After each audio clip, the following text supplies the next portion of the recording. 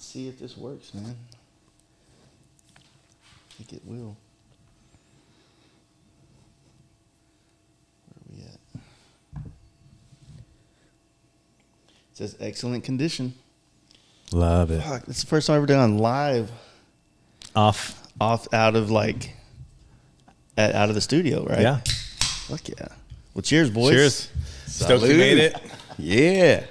I'm NorCalin. Yeah. Welcome. Here you are. Welcome. Yeah. Well, I didn't get hit any lawsuits today, so that's a good thing. Yeah. I mean, it is Monday. Probably getting the shit ready. But yeah, I don't think it's I'm just gonna try to keep an eye on this and make sure that the it's not dropping anything, but it should be good. Anyway, all right.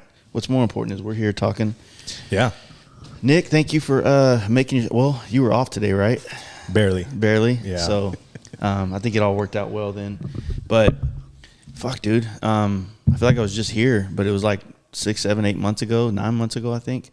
But never been here before. Yeah. You know what I mean? Welcome. So I would kill for this garage.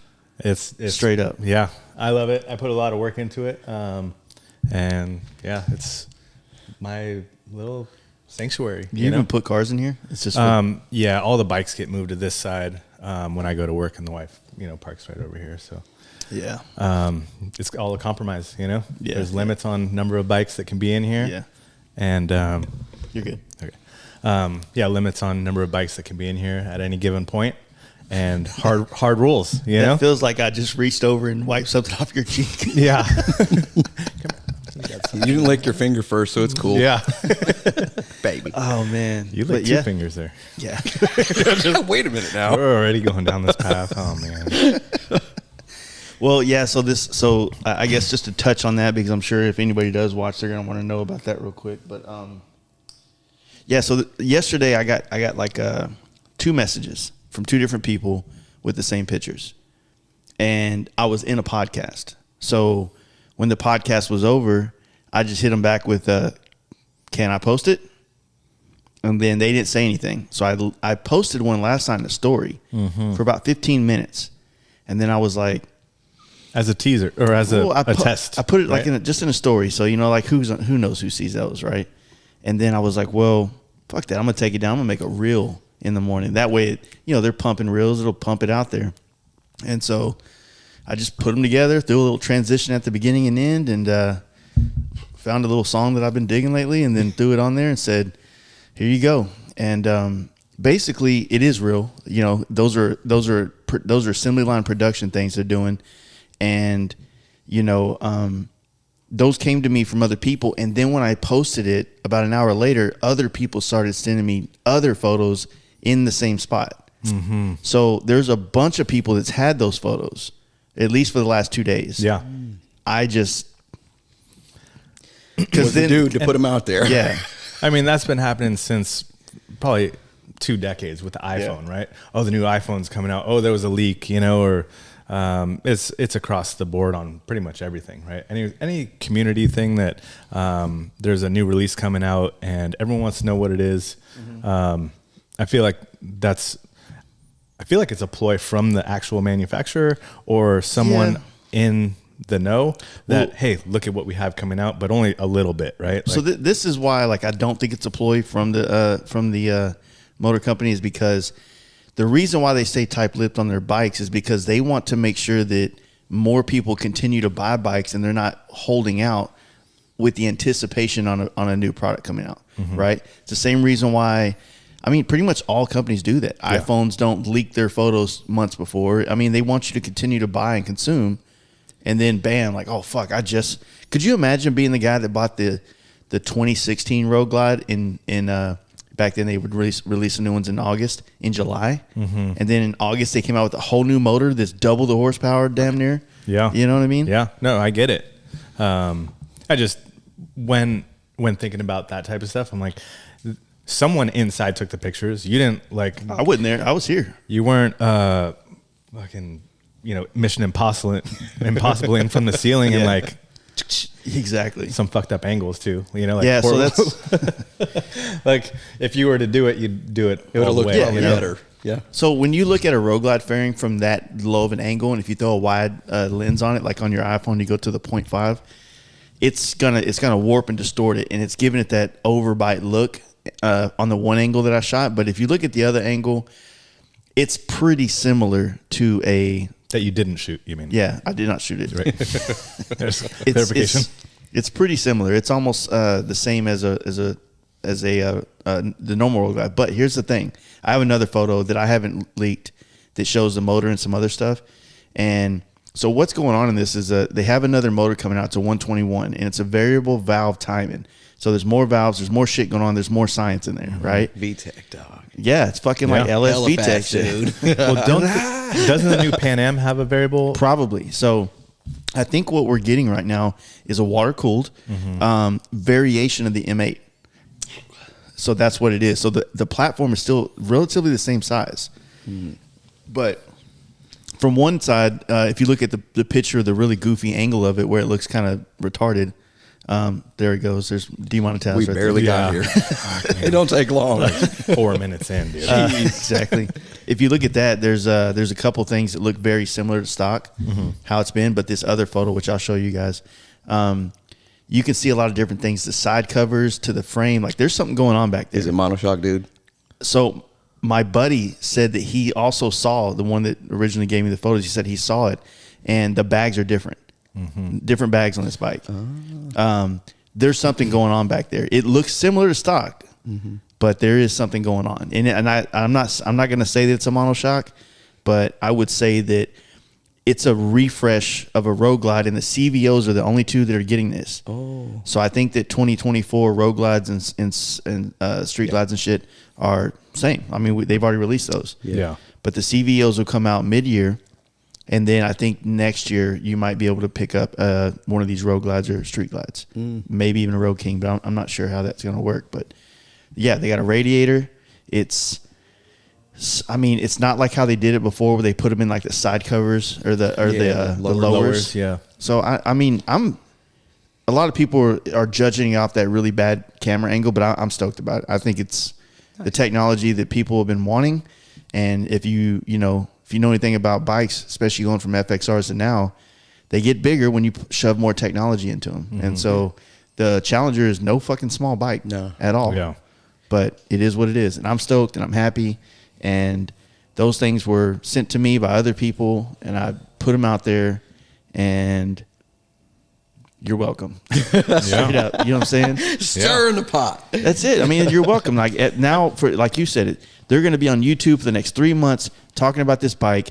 When Harley does announce, like, hey, we got to unveil, we're like, oh, we get it. You know, we already saw it. But, you know, all the naysayers out there, they're going to be like, all these people are going to watch just to see it in reality. Yeah. And what's the big difference between if you didn't post it, you think that those two people that sent you the photos, you're the only one that they're sending it to? No, you know so what I mean? I already like know this is a group of people. If you don't post it, someone else is going to post it. So I think it'll be what out happened, anyways. I think this is exactly what happened. One person sent it to one person, said, don't tell anybody, don't show anybody, and they immediately put it in a group text.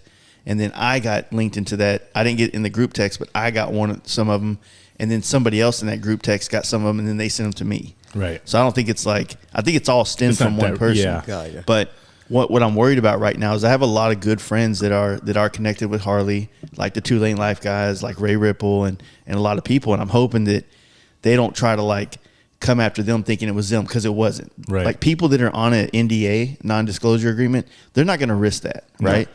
And I was at Nest today. I see stuff. I know things that are in the works from companies, but I'm not going to, go tell on that. Like, I'm not going to do that. But Harley ain't fucking calling me and saying, hey, man, you're part of the media. We should bring you out to show you what's going on. I didn't get to go ride the STs when they came out. Right. You know what I'm saying? So, to me, it's like, if those things come to my inbox then it's wherever. Fucking free game. Yeah. And no, it wasn't any of the people that actually work for Harley. In the NDA agreements with all that stuff. So yeah, I had a couple of them call me today, and I'm hope they're not calling me saying like, Harley's up our ass thinking that we gave you those photos. And, right. And, like I said, I'm not trying to get anybody in trouble. I'm just like, look, man, like, Yeah, and wouldn't do that? What's the difference between 5 months, 6 months, right? So if this is going to be the pictures or release or whatever is going to be in August, we're 5 months away, right? Exactly. So, I mean, I think it's a benefit because then you get the community. It's the 120, vibing. man. You get it's the 120th this year. They're gonna drop these at the 120th event. And I'm sorry I ruined your Black Panther party. So. Right. Yeah. Like I said, I think that it's just time, right? So 5 months. In 5 months, it'll be nothing, right? Yeah. It'll all be common knowledge, and everyone will be able to see it on any website or And whatever. right now they're already making TikToks. They're already making memes. I've already been tagged in like 5 different memes of people talking. Like this is like they're in the boardroom and it's this picture and like this is bullshit. You know what I mean? Yeah. But at the same time, I'm optimistic about this. I don't think that they're doing anything wrong. I think they're moving in the right direction. Inverted front end, Brembo fucking calipers that actually say Brembo. The Street Glide on it. one looked bitchin'. The Street Glide did look really And good. There's I'm no like not a complaints. Batwing dude, but I don't know what it was about it. Maybe the paint. I don't know what, Yeah, but it just looked clean. clean. It had the right angles for a modern bike, but still sticking to a classic look. The Road Glide, like I said, bad angle. It really did look like someone just straight jaw checked that dude. One thing that I will say about the Road Glide, if like the first thing that I saw was that headlight, right? Yeah. And it looks almost like 2018 Silverado headlight, like stuck in there. You know what I mean? Like it seems very like boxy with the chrome on the back. Yep. You know what I mean? But yeah, I mean, there's definitely people that are going to vibe off of it. There's definitely people that are going to buy it. And if Harley's doing new stuff, I mean, more power to them, you know? Traditionally, the bikes have looked generally the same since forever. For a long time, yeah. Forever. So, yeah. Good for them. Yeah, and like I said, I'm glad we were able to go live and I could say a couple things about that and Clear it up. This is an FXR podcast, baby. Yeah. We're talking about carburetors. Yeah. This motherfucker. America, brother. America. No, man, I'm stoked to be here, man. I think I'm stoked you made it out, man. we got plenty we can go. Thoughts on the Buel? I mean, from FXR guys, what are y'all thinking? Well, I know that Eric Buell has nothing to do with it. Yeah. In interviewing him, he's on to other projects and stuff that he's working on, and my heart wants to support an American company, motorcycle company, making motorcycles in America. That's what I want to support. Yeah. Obviously, that bike looks like an FXR, like straight up. Yeah. With upgraded motor, monoshock, whatever, like a bunch of differences. But essentially, that's an FXR. Yeah. There's no way that motorcycle can be a production bike because it's all FXR parts for the most part, right? Yeah. But I can say that like I enjoy seeing something in our segment that may be new. Yeah. It's like maybe it's cotton, maybe it's something I don't even know about, right? Like I haven't ridden any of those new Buells. I've ridden the old ones, and dude, I love them. Like if we're in a group text, I send a picture of an S3T, which is a S3 touring model. Got the fairing in the bags, like slimmer bags. It actually came with 2 styles of bags. So if you bought the bike, you could get either the slim bags or the wide bags. And if you're going, just around town, you can throw the narrow bags on if you're going on a road trip. And they're actually clamshells. So the clam. I think I remember that. Old school. What was it called again? S3T. S3T. Yeah. I definitely don't remember the name, but I think I do remember that bike. Yeah. And then they had like really cool stuff like the Ulysses, which is like one of the first adventure bikes, right? Yeah. So definitely ahead of its time then. Is it ahead of its time now? I mean, it's a fast-ass cruiser, right? I didn't even know Buell was still in production of bikes at all. So I think that it's changed. Don't quote me on this, but I think it's changed hands 2 times. So yeah, I was at Nets this morning. They said that the new owner used to liquidate things in the motorcycle, whatever that means. Okay. But I'm not sure what that apparently means either. he met the guy. Corey Ness met him while he was down there in Daytona just now because it was all there. I mean, I think it's on the right path. But as soon as I saw it and I listened to some of the announcements of it, I'm like, well, you're not gonna be able to use that rear fender. Or the tank or the dash. Or the tank or the dash. You might be able to get away with the frame because it is different. Yeah. Yeah. but it is similar. But then you're probably not going to run that in real life, because motorcycles that have that much airy space, they usually have to cover that up in case like you wreck it and your foot gets caught in one of those little holes so they got to have those kind of big holes tightened up for production. I feel like Ducatis are pretty airy, aren't they? They don't have like holes open through. Yeah, I Yeah. feel like As a whole, looking from the side, they're pretty closed off. yeah, I guess so. Maybe it's just the frame that kind of like the trussel style, Yeah, like, and then you got to think like they're going to make this in a way that if it's going to be a production motorcycle, it has to be a production motorcycle that's accessible and maintainable through a dealer or something like that. So if you got, I didn't even know where they put the battery on that thing. yeah. Because it seemed like it had some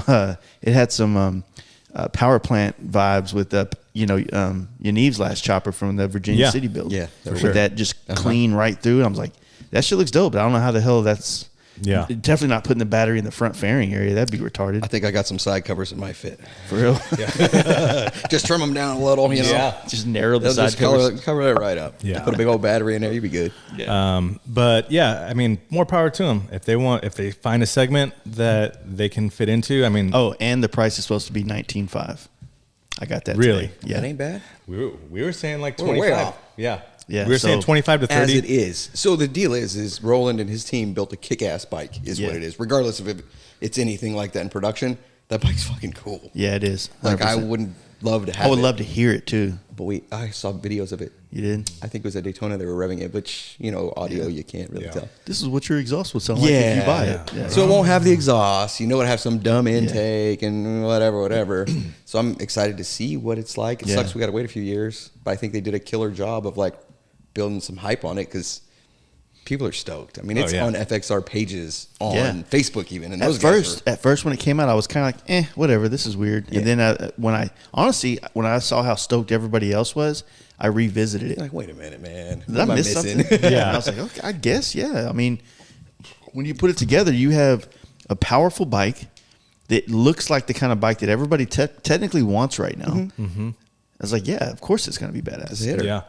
I'm trying to get my hands on a new 121 M8 to put in FXR. Fuck all this shit. Yeah. Next year is going to, Not for whoever's this on the build, tour yeah. next year is going to be fucking like, that's mean, an expected one. You obviously have some contacts at Harley, so maybe you can. Yeah, see if Right. they, Well, what if yeah. they Go there still and like pick it me? up. I mean, Hey man, instead of that, No big deal. Instead of the picture leaks, can you send me one of those 121s? Yeah, just put it out the back door. I'll come right by. They won't even see me. Send her to the shop. Yeah, but I think that so when it got sent to me at first, I get sent pictures of bikes all the time. Yeah. Like all the time, from everything from like straight project bikes to like show bikes. Yeah. So I saw it, liked it. That thing's pretty weird. Like from an FXR, I'm thinking that Yeah. it's someone's like custom FXR that they sent me, right? Yeah. I was mean, like- after Sean Jackson did the Pan America FXR last year, I mean, Right, anything's possible. It opens it up, right? Yeah. Totally. So I looked at it first. I was like, "Oh, this thing's weird. Like it's using a Buel motor and like all this other stuff, and a newer Buel motor, and which I hear those motors rip." But and then I didn't even know, and then it got sent to our group. I was like, "Oh fuck! Like this is actually something." I thought it was just a one-off custom bike, which it is, but it's supposed to be a production bike. But at the end of the day, like they're marketing this towards us, right? Yeah. Like if certain other companies don't want to cater to us, I mean, and they're catering to us, I mean, It is what it is, man. yeah. If they see a hole in the market, they want to fill it, fill it. Yeah, I mean, if you really think about it, some of these brands, they only need to sell, 5,000 units, right? I feel like I can sell 5,000 units if I wanted to. You know what I Yeah. mean? So it's like, it's not a hard thing to figure out. Like, if you make a cool bike, sell 5,000 the first year, and then as production goes, go from there. But I mean, I get it. If you do 10,000 or 20,000 or 30,000, then you're going to get these. I mean, they're probably got to go in those numbers just to get the products at a cheaper rate. Right. But I mean, then again, do you want to be the first year buyer of a whole new bike that has never existed? Yeah. Like you can just imagine. Oh, it's definitely scary. Yeah. even the new car models, you know, you're like, oh, this thing looks sick, and you get it, and you're lemon. You're or, just all beta testers basically that paid to get it. So Now they got a bike that's actually built, and they could try to build something off of, but they got to come up with molds and all the ways to actually make a production bike, and all that shit costs big bucks. Yeah. So I don't know that selling 5,000 of them is going to be enough to cover the tooling and shit to make that's that. a good point. That's a good point. I mean, yeah, and the startup costs, right? Like, so obviously they have like the name that's that's going to help push it. For People sure. trust that name because it's not like someone's just coming out with like, you know, Jim's new Jim's Cycle Speed Shop. Right. So they have the name. They definitely did a great job finding someone within like a reputable name, Roland Sands, right? Like, I think that's a reputable name that across multiple segments, right? FXRs, Dynas, shoppers, even, you know, like MotoGP, like they all follow trackers, it, right? all that. He does everything. So definitely has the name, and like we said, dude, he built a badass bike. So yeah. And that's all I got to say about that. That's all I got to say about that. No, I think it was cool, man. I'm glad that people are doing shit like that, or it's just pushing the whole trend. And just, you know, people that are asking the question like, how long is our performance motorcycles going to be kind of around? I mean, they're always been around. They always will be around, right? But it's awesome seeing how much companies are, even with the ST model, the lowrider ST, when they went back, it's like that was one thing I was worried about.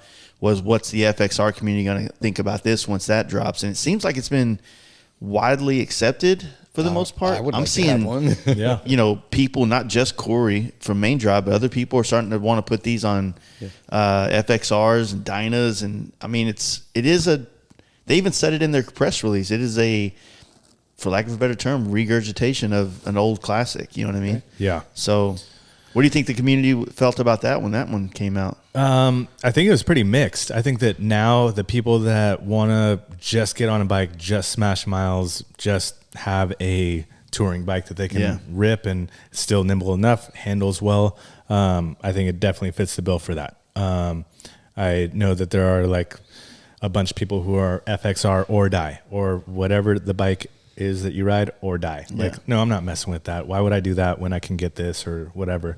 And we've seen it throughout the years where, like all the little V-Rod fairings, like it all translates to the other bikes. You know what I mean? T-Sport fairings on FXRs have been a thing forever, you know, like, and it's weird because I throw up a T-Sport. Someone's like, hey, sell this T-Sport fairing for me. Sure.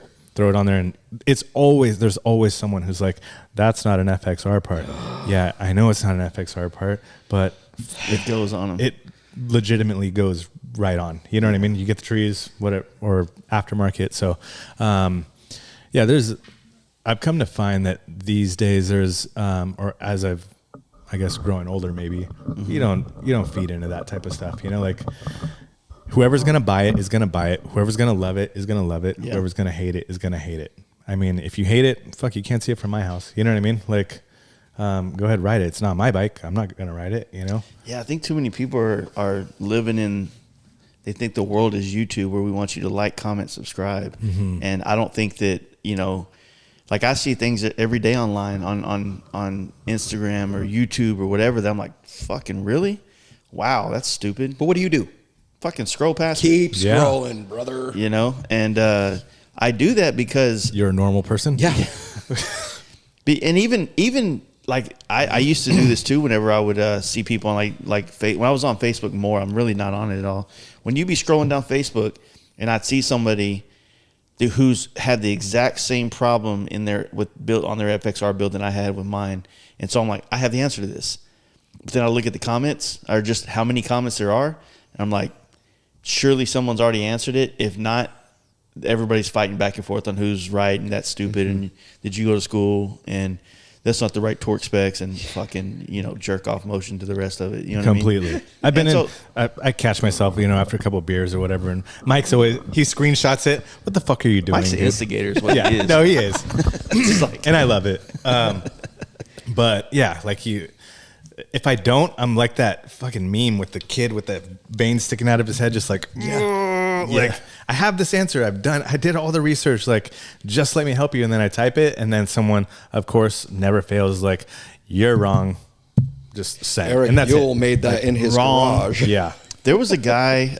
There was a guy recently. I don't know who it was, but had a picture of an M8 in an FXR chassis, and he didn't cut it. But he also didn't have the fuel, the lines on the top and stuff like that. And everybody was like, "Hey, man, so did you have to cut that?" And he's like, "No, I have to cut it. You have to do it." I don't know why people are saying that. I'm like, surely all these people that have done M8 FXRs who have had to cut it, who are professional builders, would have not cut it if they didn't have to. Right. Yeah.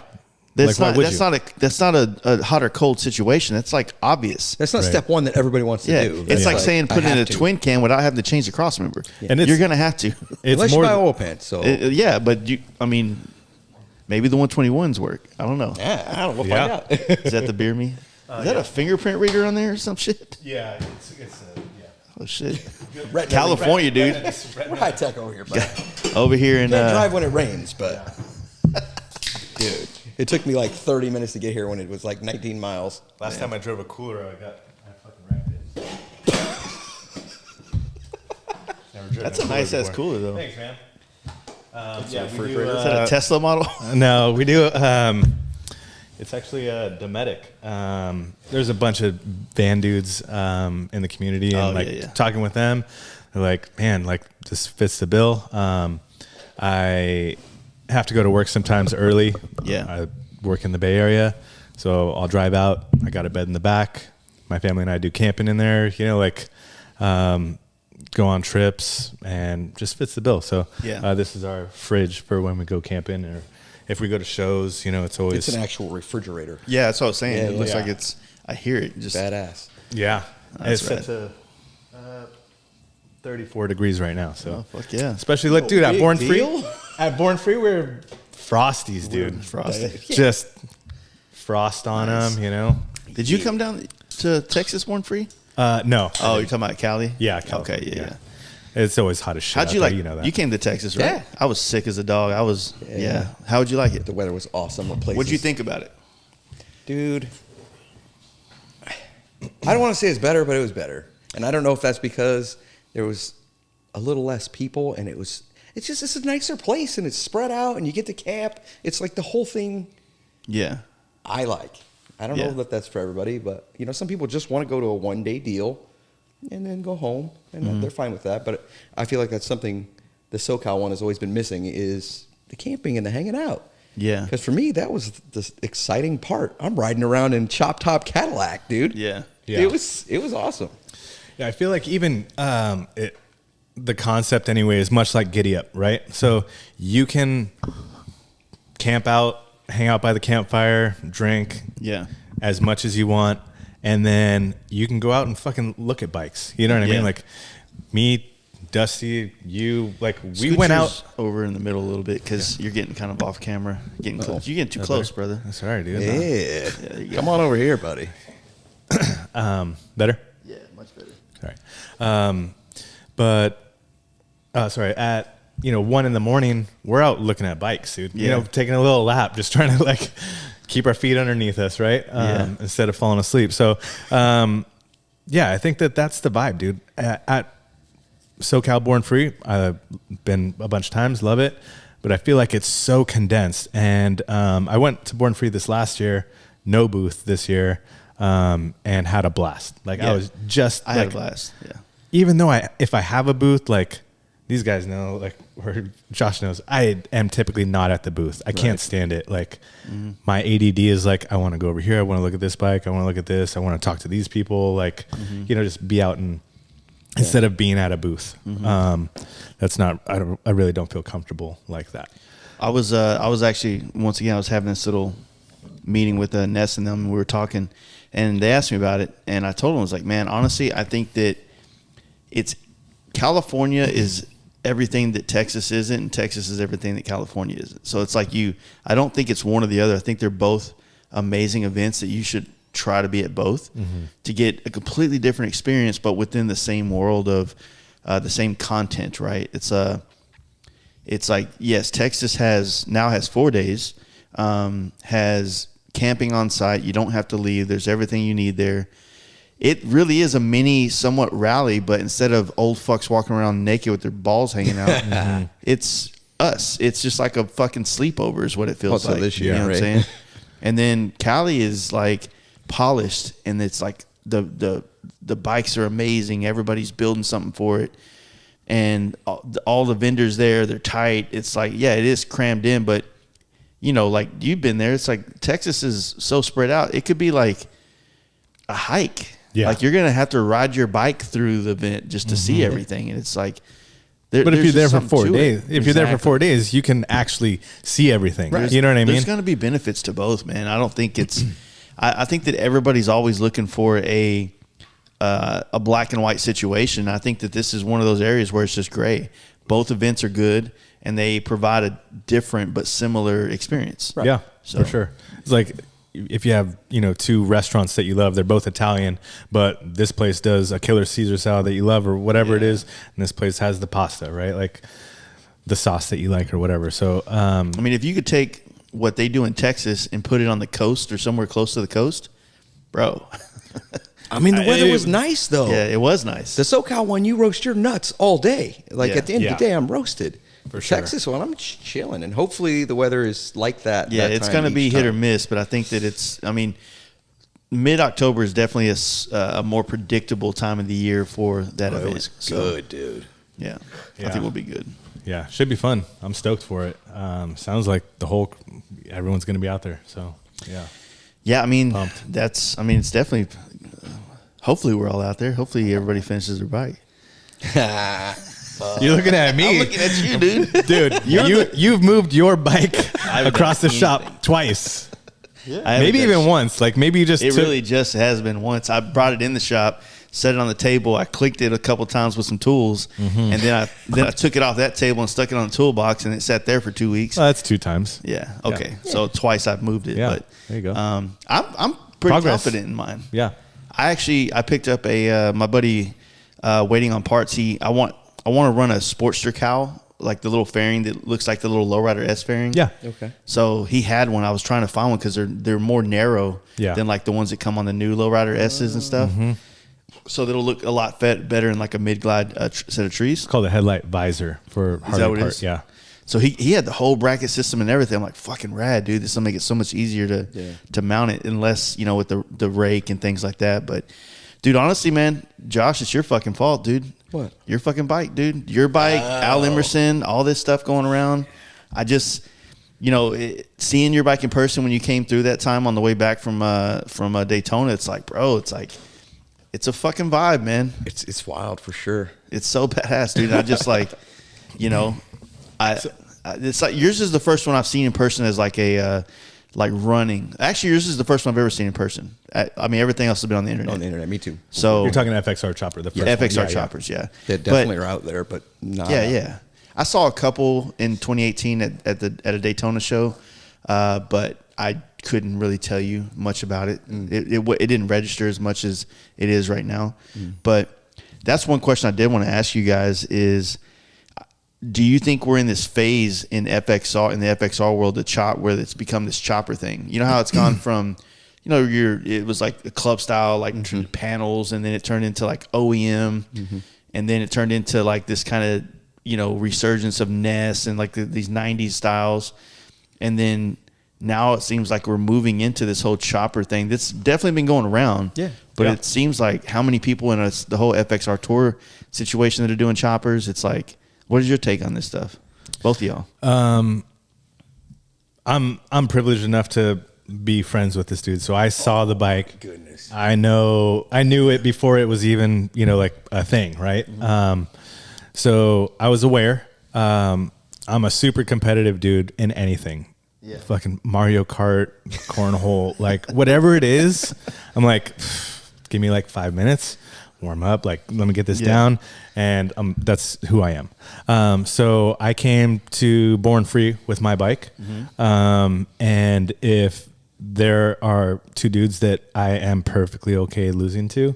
It's this guy and FXR Division, right? Yeah. So this bike placed third, and those two got first and second. I've told Josh this plenty of times. Him winning that best FXR at that show, it's almost like a pass. Like, hey, this is okay. Yeah. That's a good point. It is. It is okay. Your bike is the best bike here, at least per the judges. Yeah, and it was not the best bike there, dude. It won, right? And so it's technicality. I think it was more so to show people it's okay. Yeah, and I'm cool with that. I know because it's my bike. It wasn't the best bike there. Plenty of one-off parts, right? Plenty of one-off parts, custom frame, like all this stuff, right? If it's not your vibe, it's not your vibe. But at the end of the day, there's a ton of work that went into that bike, ton of thought, and like it works. And his personality also is like it fucking melds. It's what it is. It's like. By the way, Josh, thank you for sending me that shirt. I haven't worn it yet, but it's sitting crispy in my closet, and I was saving it for an FXR podcast when somebody would come through, and because I fuck up shirts so quick, dude. Yeah, me too. But no, dude, that's exactly right. I mean, him building that bike, and I think his demeanor along with it, and how it came together. It's like it just kind of like shook the dice up of what is norm, I guess. Yeah. With this, and it made us all feel like, man, we can start thinking outside the box, right? What, like, do we have to stick with this formula that, right? And I think that it's still a hard bargain for some people that just can't see it. But I think, like anything, when some of ours get done, and they're going to be different. I mean, Yaniv's chopper was so different. Yeah. But if you knew what you were looking at, you're like, fuck, dude, that's pretty rad. Completely. Springer. Yeah. Magneto. I mean, in reality, all those bikes that were there were super unique in their own way, right? Everyone really went a different route. I do think coming back to like Josh's and Born Free that year, since then, I definitely have seen people don't build bikes for shows. Like us being invited, like I had this bike in my head for 2 years, like when I drew the picture out, and this is just an opportunity to be like, yes, you're putting on something, you've supported me, I want to support you, let's do this, right? Like, let's do this together. So, I don't think that people build bikes to win shows, because what is the prize? Yeah. What is the prize? Like, even at the best show, whatever it is, it's not like you're winning a ton of money. It's not like you're winning like the biggest trophy. It's usually like something small. It's just a validation. Validation, right? Yeah. But how many people get validation every single day on Instagram for whatever it is, right? Like, it could be, I made this lasagna, right? And you get fucking thousands of likes because it's trending or whatever, the song that you're using, like, you know what I mean? Like, you still feel that validation. Like, I think what it's coming back to is like how you feel when you build it. You know what I mean? Does it really like speak to you? You know what I'm saying? If you're chasing trends, you're always gonna, if you're truly chasing trends, then you're never gonna be satisfied unless the world validates it, right? Yeah. And so when you build something you actually love and like, then you're literally building for yourself. And that also, I mean, that sounds easy, and we all want to think we're that way, but I think that's harder to do than people think, right? It's harder to stay true to yourself, because ultimately you don't want to feel like you wasted your time building something that the world hates. You don't want to feel like you wasted your money, you can never sell it or whatever, but it's almost like you got to do it, and then you got to own it. And that's what he did. He owned the shit. He fucking, his hair grew longer and longer as the bike got built. Yeah. And then when that bike was done, it was almost like his alter ego was also birthed. Yeah. As this fucking chopper came to life and it started. It's Joe Dirt and the fucking, the Charger. You know what I mean? The Super B, right? Or Daytona with the big fucking wing on the back. $200 for a foot plate? Yeah. But yeah, no, totally. And as for like the, I guess, chopper stuff going on right now, I'm not sure what it is. Maybe it's people that just I grew up liking that stuff. You know what I mean? Like, I've never been in the situation where I could like spend a bunch of money on, you know, a panhead or a knucklehead or even a slab side shovel. And that's why I'm piecing one together, you know what I mean? Out of what I know and what I have available and like searching and stuff like that. So, I think that there's definitely that group of people that always wanted that. And maybe with an FXR, like it's easily accessible. It's, you know, I don't know. I wonder if there's if it has anything to do with the fact that we indulge ourselves in the things that we're into so much that it might have a shorter shelf life, right? Like if you indulge so much into a certain style of bike that, you know, like the trend has to change quicker because we see it so much, and that's a kind of an out there idea, but I just wonder. I wonder if I'm kind of bored with performance baggers right now. It's kind of like I love the bike still, and I could ride it anywhere, but I'm not looking at my bike with any kind of new, fresh ideas or fresh eyes. It seems like, all right, well, I know the kit, I know the sauce to put on here to make it do what I need it to do, but I want a new flavor, to be honest with you. You know what I mean? Yeah. And so that's kind of where I am with mine. And the FXR build was definitely not something that I was. It's definitely something I've been talking about for years, but I wasn't quite ready to take the plunge. Just like you and everybody else, when Justin came to me with this idea, it forced us to sack up and do it. And I mean, when you asked me, I was like, I hit up FXR Mike. And said, do you know anybody building a bike that would be interested in this? And I was actually just telling Joe Kidd this when I was at his shop. I was like, me and Justin had about 20 people on a list. We were like, your name came up. I was like, well, he just built a bike. I don't know if he's I don't know if he's into building Harleys anymore. He's just fucking out there building Gold Wings. Oh, you are? I got shit coming, but we're a ways away. But Joe Kidd was on there, and what happened was the first 9 or technically 7 people we asked, because Justin and I became the 8th and 9th, and then the invited builder or the garage builder was the 10th. Every person we asked, and we didn't even ask bare knuckle. I was telling him about it. He goes, I'm in. Yeah. I'm like, well, no. He's like, I'm in. I'm like, I guess you're in, dude. You can building kick my bikes is ass. his thing, yeah, right? yeah. You're not going to argue with him. But it's like, everybody said yes, and everybody seemed stoked. And we're like, oh, shit. Like, we thought people weren't going to be, like, as stoked about this as we were, but everybody was. The only other invited FXR thing was the Virginia City one, right? Yeah. Yeah, and that was one. Yeah, and that wasn't even like an invited. You know what I mean? Like that was like, hey, if you guys are interested in this, I'm a part of this. If you guys want to build a bike for this, I'm more than happy to showcase everything that you guys are doing. You know what I mean? Like, I try to be for the community and like pump all these people up as much as I can. Yeah. And that's how that went down. It wasn't even like hand picking or anything. Like, I think there was 2 people that just like wrote me, no pictures, no concepts, just said like, I'm in. I followed up. They didn't get back to me. They're out. Like, I'm not going to do your job for you. I'm not going to message myself back, And like, even when you mentioned it, I was like, pencil me in very lightly, right? Like pencil me in lightly. And then next thing I know, I'm in. So I'm in. Yeah. It's, all in, brother.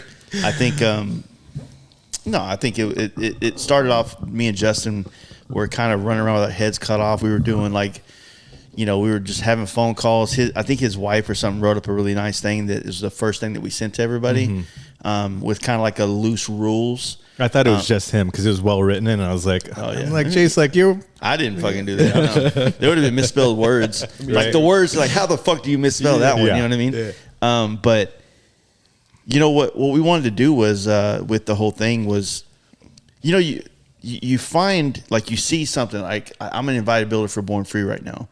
Well, what Born Free does is they usually send someone out and they do like these little videos, like whether it was built well or whatever.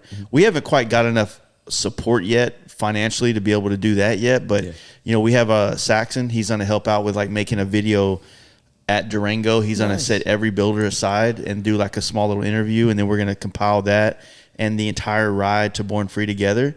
And so we're looking at creating something.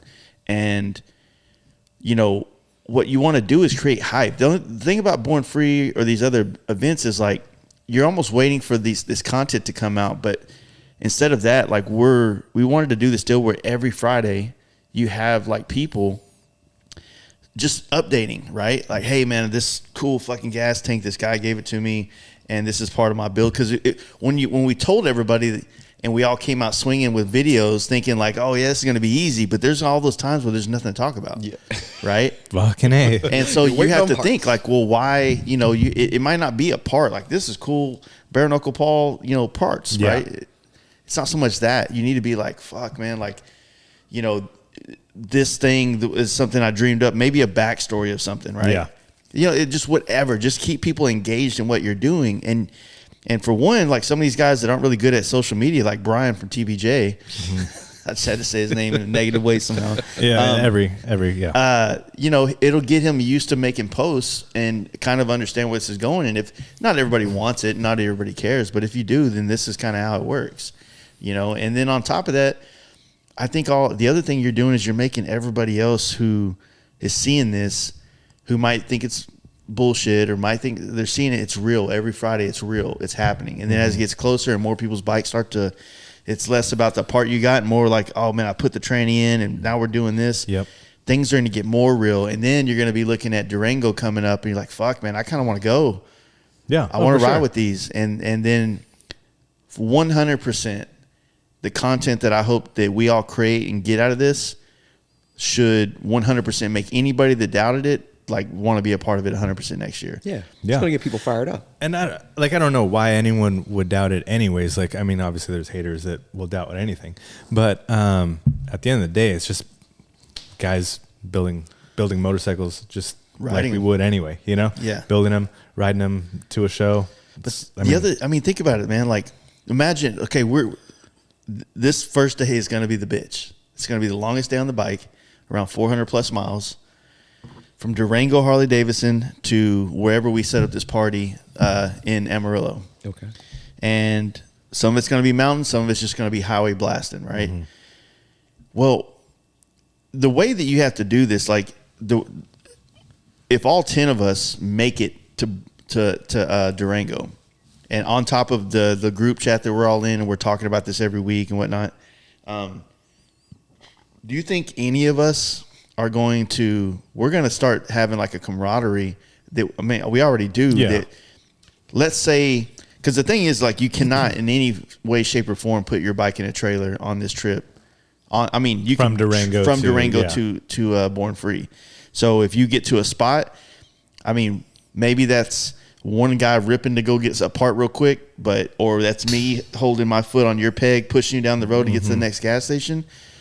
But that's the thing about this is that you create, like, you got custom bikes, you got a camaraderie that we all built something, and we're bringing it to the table to make something badass happen. And then we all have this vested interest to see everybody gets done. Yeah. Yeah. Oh, it's just like when you're riding on a trip together. It captures all the elements of what makes motorcycling, especially custom motorcycling, cool. For sure. And just imagine, dude, the 10 dudes and then all the motherfuckers I know that are coming to ride on this thing, bro, the world ain't going to be able. We might break the record for the most fucking FXRs ever ridden together in one At least spot. FXR choppers. Yeah. The FXR Jam, probably both strong, of them is probably, it's fucking thick, dude. Yeah. At least number wise. Don't give me a reason. Yeah. Challenge. All right, everybody. I'm giving away 10 free custom paint jobs. I'll be there.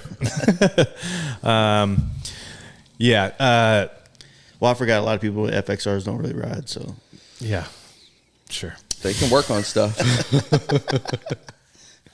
Mine's got a twin cam, and I'm still scared it ain't going to work. Yeah.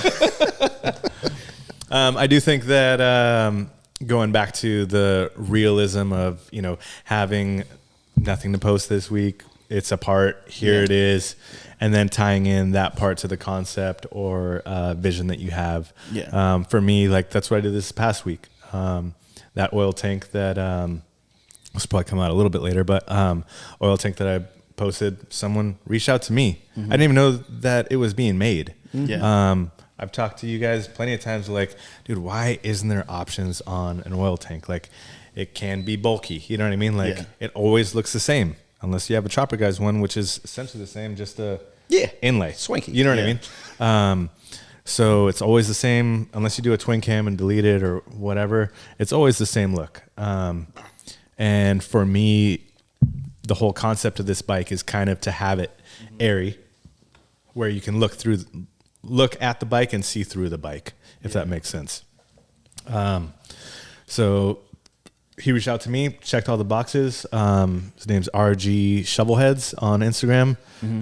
Super cool dude. The craftsmanship is amazing, and like I'm pumped. You know, it's all this little stuff. Like I feel like I put in a lot of work over the years, pumping everyone else up, pumping the market up, the community, like all of it, and like the little things like this. I'm like, fuck, this feels good. Like I don't have the workmanship or know-how to be able to weld stainless steel, bend it, all the fittings, have everything fucking perfect.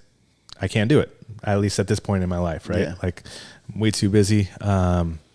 And to set forth the time on doing that and not other stuff. But I'm super grateful that people like that reach out to me, and like, it's absolutely going on the bike. So yeah, it looks good. And I think that's one good thing is that no one actually does ever fuck with that oil tank at all. Yeah. And it's just kind of weird. I haven't even thought about that. I'm not going to have an oil tank, but I do love the way that shit looked whenever Yaniv had that see-through shit going on. wild. I'm like, fuck, man. Like, how am I going to? Yeah. And I have a couple kind of tricks up the sleeve to get that, like I said, airiness. But that's my vision, right? To have it where you look at the bike and you're like, oh, that is an FXR. Oh, it looks like really like skinny and you can see through it, and that kind of vibe. So I'm stoked on it. There's a bunch of work to be had. So run me through, just so people that listen, like run me through some of like the tidbits, like the more bigger things that are going to be on yours. You know what I mean? So it'll remain stock dimensions. So same rake, I'm not cutting the neck off and stretching it, raking it, or anything like that. There will be some of the gusseting removes just to, like I said, get that airiness where you can see through the bike. I guess I'll kind of point out I'll get out of your way. this section here. That section there will be kind of cut out, and the tank will have a slight lift to it. The tank's getting narrowed about 2.5 inches. It'll be like an RS tank with just the single cap, so it'll almost look like a lowrider tank. Lowrider, yeah. The other side will be shaved, and let's see. It's a 6-over front end. I was hoping that it'd be done in time, but the trees are getting polished, as well as some other engine covers, stuff like that, rocker box covers. So 6-over, so it'll have that, taller kind of rate. What do they call that style? Like where you have like isn't it like a Frisco? Where you have like a taller front end? Like it's not like the frame's kind of going up. Yeah. And it's tough. Like I'm not sure of the name of it. Yeah. I grew up in the Bay Area, so we just call them motorcycles. It's like Mexican foods. Like Mexican people just We call get it food. Like I went with 2118 laced wheels. These are high shoulder wheels and just that like true chopper vibe.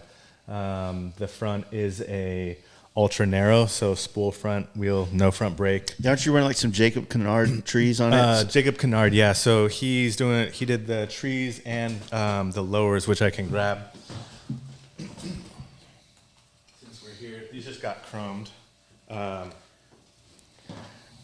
These just got chromed. So it's essentially, a completely shaved lower leg, and no brakes on it? You're not going to run any braking? No front brake. Okay. Yeah, just a rear brake. So you're right in the front. Yeah. Yeah. So that's a tall ass fork leg though. Yeah, and so in the chopper world, there's a bunch of people that made them, but one of the most famous is it's called a Barney style lower, and so it looks like it's almost like tapered, right? It's skinnier. opposed to a normal one that is, it kind of flares out for all the seals, everything. So the tube, it almost looks seamless, you know, from across the parking lot. It looks like it's all real one tight. piece. Yeah. Yep. So yeah, I'm stoked. He made made a set for his last Born Free bike build, and I hit him up. I was like, hey man, I've been thinking about building this bike. This is what I want to do. Are you going to be producing this? Yeah. And so I have 002 serial number on the trees, which are ultra narrow trees. So and 001 went on his bike. Yeah. Right. So nice. So are you doing anything like as far as front end, like any kind of fairing or windshield or anything like that? So I don't think so. Okay. I want it to have that like clean, just like simple look, you know, the paint. As of right now, like at the first vision in my head, it has this almost like metallic sage green, almost like a silver, but a green hue to it. Okay. And that is it, solid, right? So just the tank, just the rear fender, which are already like minimized. The rear fender like kind of cuts down. It's not like a full rear fender. And then the narrowed tank, so it's like less real estate for a solid. A solid. And color. that's the fender you're going to run on the build? Yeah. Yep. Nice. That's a fender there. It's kind of rolled forward. Just Whose from struts are those? those are Nest struts. They are made by, like, produced by someone down in, I think it's Oxnard, somewhere down in Southern California. Maybe Van Nuys. Actually, Josh here, I've been looking for those for probably like two years. A while, yeah. Yeah. I was like, hey, like if you ever see these, any of you guys in the chat, like let me know, I'll buy them. Yeah. Like I don't care if they're fucked up, like I'll rechrome them, whatever. And this guy sends me a Facebook Marketplace screenshot, whatever, of, hey, like here they are, brand new in the package. Damn. And I can't remember what the deal was. You could elaborate on the It deal. was like a parts lot, so I was going to buy all the shit anyway and just sell what was left. But I saw them in there. I was like, are these them? Because it was far away. I remember my wife was like, you're going where right now? It was like You don't 8 understand. o'clock I gotta and go like get all this 2 stuff. hours away. Yeah. Damn. I was like, gotta make a run. Josh, like, Hey, I'll send you money right now. Like, I'll cover the whole part slot if you need me to. Like, I kind of need those, dude. We swooped. It was sick. Yeah. So, yeah, the vibe of the bike is definitely that kind of like, in my head anyway, so far. It's kind of that just like classy, clean. dude, if it's anything like your other FXRs, it's going to be fucking clean, dude. I mean, you got a very clean and tight style. You know what I mean? Well, thank you. This one was, Mike. Yeah. FXR Mike. He's critical of everything with the people that he likes, right? And He's an asshole is what he is. oh no, hey, but it works, right? Like he wants to see his buddies do good. Yeah. And yeah, so Me. he's always one to you saw it on the last podcast where he's like, the fucking wheels, like I don't know what this fool is doing, like like straight up called me out. I was like, it'll fucking work. It'll work. Shut up. Just watch.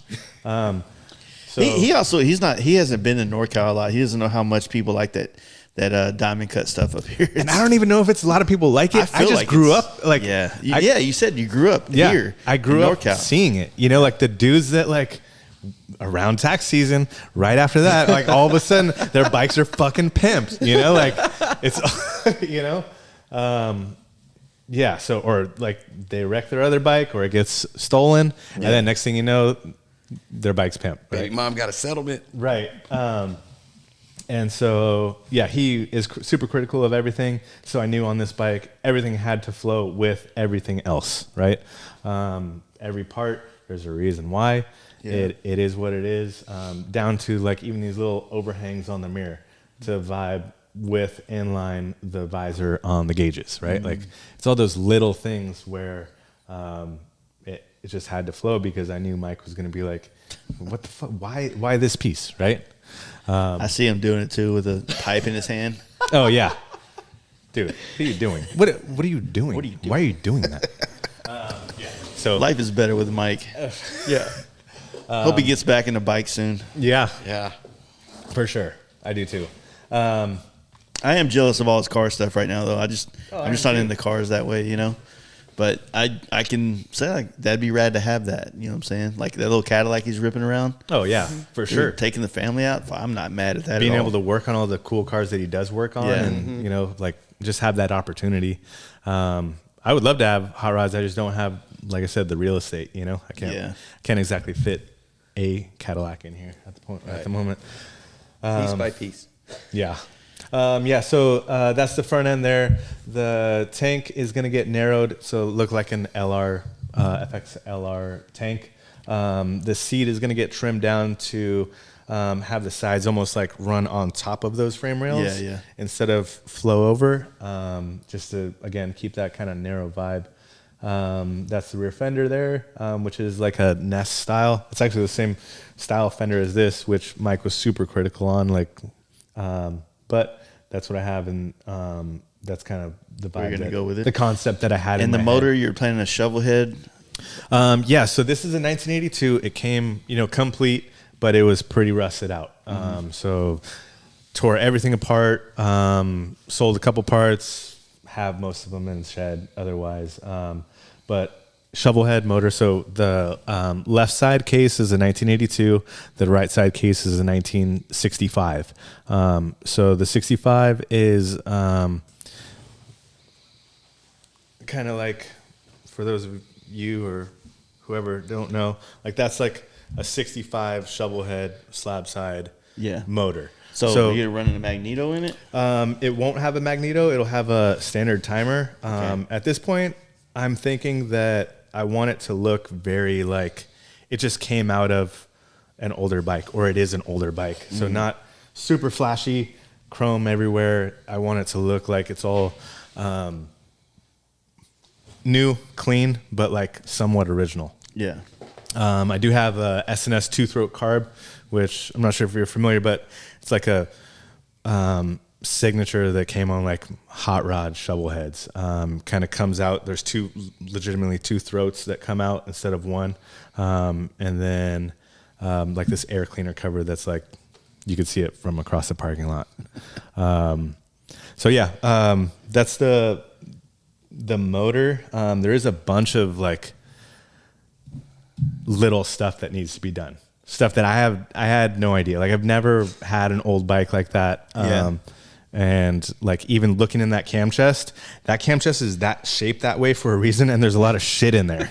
Instead of like, on an Evo, you open it up, there's like, okay, that's that, and that. Yeah. Okay, what's broken or what's not broken, or what am I replacing?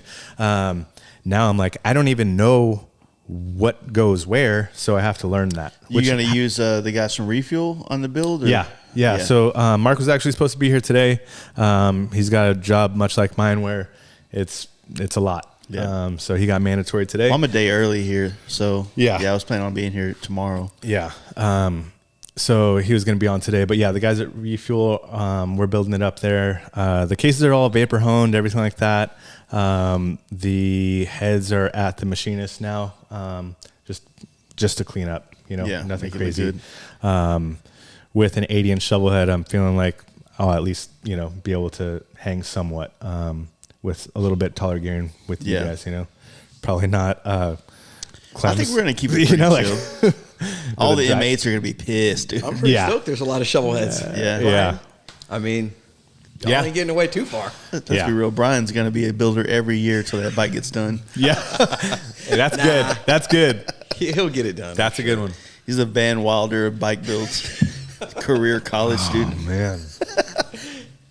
I could just go off on him, and it's just for hours, just because he's got a chin on him too, dude. Yeah, he'll take it all. It sucks because he never publicly talks shit back to me. He hits me with like a little jabs in the private DM, and I'm like, bro, like. I see that, and some of those jabs are fucking tough, man. In the chat, for sure. Those jabs. A jab in the right place can fucking hurt, Yeah. He throws it back. I have this platform, so I get to just every time he comes in my head, like air him out. Just air it out. Yeah. Hey, fuck Brian. Like that guy. Like, is he a real bike builder? Right. I mean, come on. Yeah.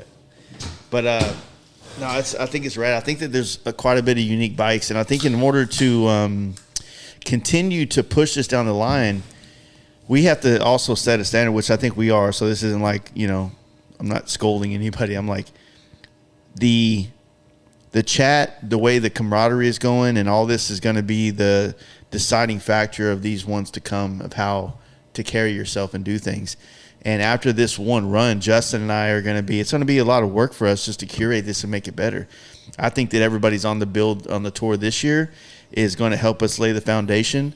And it's definitely going to help us figure out the things that we need to fix and not fix, just like Born Free Texas's first year. And, you know, next year we're gonna work this thing again as just people to promote. Like, our job will be to curate this event, even though we're not building in it. And it's, you know, it's going to be a job for us at that point. Yeah. And which it's a lot of work. Dude. It is, and like, and you can attest to that with like the Virginia City stuff that you're doing. The was doing. Oh, you're not going to do it again? No, no, I will not. But you also, since you're building bikes and trying to do this, that's going to be extra tough. Next It year, is. I think it might be a little better. Well, it's a lot easier to if you're If you're playing on the stage, playing the music Yeah. and doing the soundboard, that's fucking tough. Yeah, right. that's right. It is tough, but if Justin and I are both in the trenches doing this with everybody, then we can't, like, next year if we start, you know, like getting more people and they're giving us their excuse. Who knows what? I think everybody's always gonna be cool, but just, you know, look, dude, we did it too. We Yeah. did it. We showed up. We rode. I made it You know happen. what I mean? Yeah. And the one thing I think that I haven't talked to Justin about this to confirm it, but if, you know, I think that we're all pretty on point for get it done, but perhaps if one of the builders like feels like something comes up in the next couple of months, like, and just they got to get out, they can't finish the bike, I think that we're probably going to be able to open up and bring somebody else in to fill the spot within a reason. Right. But Can't that be doesn't- 2 weeks before. You know? Doesn't Right. mean Brian can just bail. Trust me. That's not an opening, buddy. I just gave him an out. You know, let's just. This guy's That's not pitching you okay. softballs, you know, underhands. Yeah, for sure. I think that you guys are doing a great job with everything. You guys letting us know that, you know, we're supported. Anything that that group is already like, hey, whatever you guys need, Yeah. like bounce it off us, because I have a bunch of parts and, you know, that set aside for builds, or maybe I won't get to them or whatever that maybe someone else needs. And I think over the next month and a half, there's going to be a lot more activity. I know for me, when I get back, you know, I'm trying to start my YouTube, like, I wouldn't say vlog, but my YouTube's like videos. Yeah. On this build, and then I ordered a ST lowrider, so those are going to be kind of my two. You said you ordered one? I ordered Sick. one. Oh, nice, It's supposed dude. to be back. So Rad. I think we all want one. It's the problem. That's going to be my travel bike this year. Yeah. So I'm going to do that. Still got the bagger. I might just I got the bagger with a gray set of ST10s on it, and I might just put it up for sale as that. If somebody wants to buy it, it'll be cheaper than what I had put it out for earlier. But Yeah. I'm going to do the ST this year. Yeah. And then sell the Road Glide, or if it doesn't sell, I'm not really tripping either way. If it doesn't sell, I'm going to tear it down, probably after Born Free Texas, and like do a full, you know, everything. Just go all in on it. So Yeah. but I'm really stoked about my FXR. I already have a few trips planned that I want to do on it, and my trip to Durango is going to be by way of the Terralingua run FXRs of Houston puts on, and then from there I'm going to rip up to. Oh, so you're going to ride yours from Texas to Durango and back? No, I'm going to ride it from Texas to Terralingua and then up through New Mexico and back. So Okay. once we got to define when, like, how, because we're going to be showing pictures of our bikes and stuff up until the point, but it's the unveil thing that I was kind of like, you know, I don't want you to go to a month. Sturgis, Yeah. Right, and then and then drop come the to bike mine. and then, you know, take it around. But the Terralingua run is the weekend before, so on Sunday I leave there, and then I would be going to Durango. Right. So it's like Saturday, Sunday, Durango, Monday, Tuesday, Wednesday, Thursday. But what do you tell people there? Like, hey, don't take pictures of my bike and post Yeah, I'm them? just like, no, I think I would rather, I mean, I don't know. I love that Maybe- event, but I want to ride the bike and you know, I think it'd be cool to ride there and back. And, you know, this trip should give me roughly a 3,000 mile, Yeah. you know, Loop rip, break-in. Yeah. you know, Yeah. but yeah, I'm stoked about it, man. And I will say to you, like, seeing your bike, seeing how you carry yourself with it and how you just put it out there. It's like, I want that. Not saying I'm trying to build a mismatched color bike, but I am trying to go, I want to take my paint job back to some like mid 2000s, Are we talking like mini truck? No, that's 90s. That's 90s. 2000s No, early is- 2000s. It was big in early Early 2000s. It changed to the tribal It in did. early 2000s. I'm going to keep it clean. And I haven't had a candy red bike in a long time. So big whoop, right? Whoa, not great. I'm going to go candy red.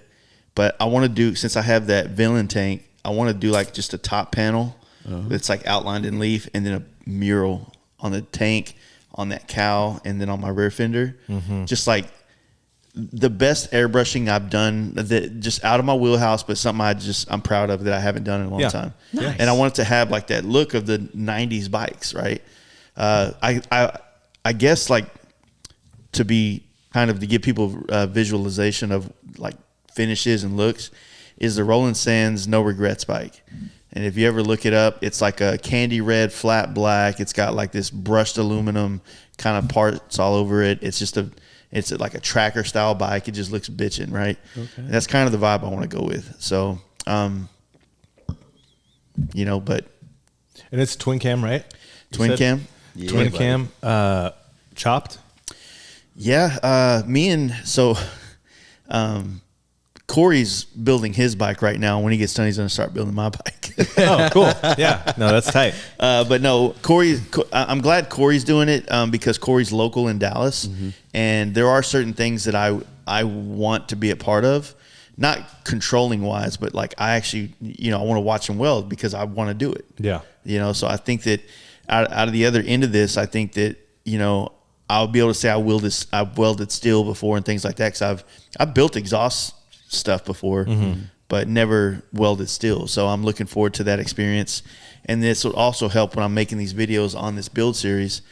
And then I'm going to paint Corey's bike. So we're going to, barter back and forth. Okay. And I told Corey, I was like, look, it's not my thing. It's not my most fun thing to do, like factory looking paint jobs. But he's like, no, I think I want to go a little bit more. I was like, Oh, what? Whoa. You want to go? You want to go another level? I was like, bro. Early. He was like, yeah, 2 colors. Hey, it was fun. Like on his M8 bike, I felt super privileged that he asked me. He's like, hey man, what do you think about this and this? Like just asking me, I was like, it was so cool just having that conversation of like, He's the best to talk to. he really like So much better than Brian. fucking smart. He's smart, like legitimately, and he's very good at getting his point across of what he wants. Like when I say like what he wants is like him straight up telling me I want it to look like a updated factory bike.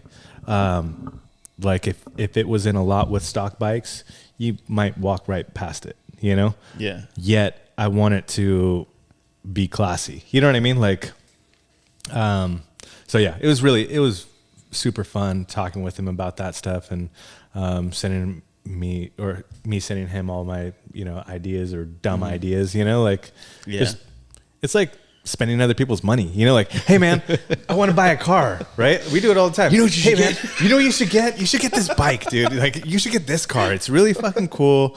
I know that they have Let them test the water. Yeah. But yeah, it's fun, man. I enjoy all of it. Bullshitting about bikes all the time. So Yeah, I'm looking forward to it. And I think we're in the Justin and I, now that Daytona's over and I'll be home in about a week, I think we'll be able to start focusing on some of we got to hone in some more sponsors to pay for the things that we need paid for. Like we want to do the knife thing with everybody where it's all like not like a production knives we stamp like FXR Tour. We want to have we want Knives Made by Nick to do it, and I still need to talk with him. I need to do it as soon as I get home too, because I know that he's going to have some kind of he's already booked. He's a badass knife maker. Oh yeah, for sure. But I want to do the 10 knives, and I don't know, kind of leave it up to him as his artistry to how to brand that is for our deal, and whether or not maybe we get a sponsor to pay for it and their logos on it or something. You know what I mean? Yeah. But yeah, that's the only thing is we're trying to figure out how to cover all this, so that we're not, me and Justin are having to come out of our pockets to pay for certain things. Right. But you know, ultimately, like, we're willing to invest right now in hopes that it will turn into something viable. And same thing I told you earlier, it's like, I think we're very open to letting this kind of organically grow into something, wherever it's going to be. I don't really see it being its own thing. Like, I don't think it doesn't make sense for this to be like an FXR tour to a place that there's nothing else going on. Does that make sense? Yep. Like, it needs to be something that ends in like a Sturgis or ends in like a Durango or a Born Free, right? Mm-hmm. So, you know, but we want to organically let it grow. And that's, you know, I think that we're both getting old enough to where we pay more attention to those type of things, and we see like, okay, I didn't see this, but now that happens, like, it's a perfect way to go about things. Yep. And yeah, I mean, I'm excited. I think that we got a fucking banging group of people on there. And you know, big ups to FXR division and Bare Knuckle Paul for validating us in the industry, because those are the big boys. And then for sure. FXR Bazaar for, you know, validating us in the FXR community. TPJ Customs. And TPJ Customs for riding another coattail. I tried, bro. Jeez. He's helping me out on this build. He's doing the tank and a little bit of the frame stuff, you know. Yeah, dude. I wanted him to. We talked about him doing some stuff for me, but I love Brian. He's the best. He's if you can't talk, like, if you don't have that one dude you could really lean into talking shit, like, do you even have friends, bro? Right. You know what I mean? Yeah.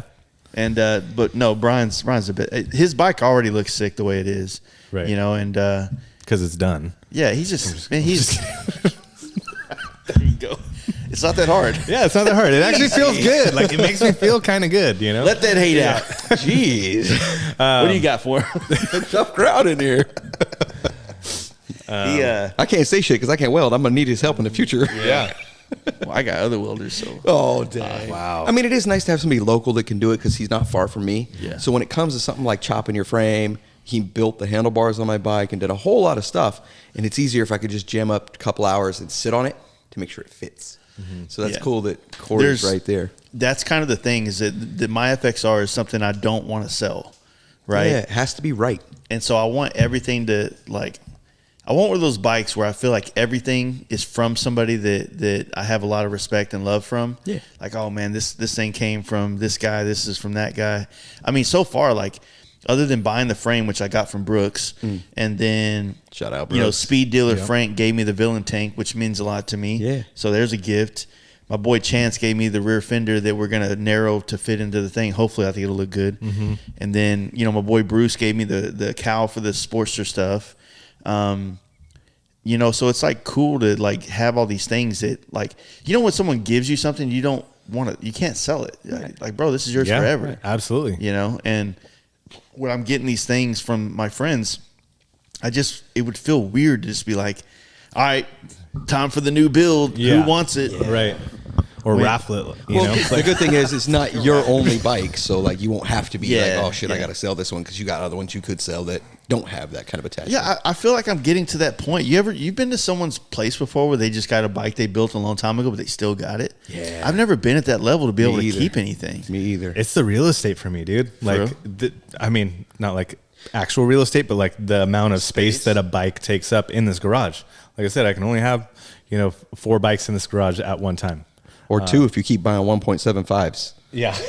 I mean, like, you got to chill out with the big ones. The side hack takes up a lot of room. But I mean, that's the family wagon, right? Like, I can justify that and be like, hey, like, this is our thing, babe. You know, like, it's for all of us. Your thing.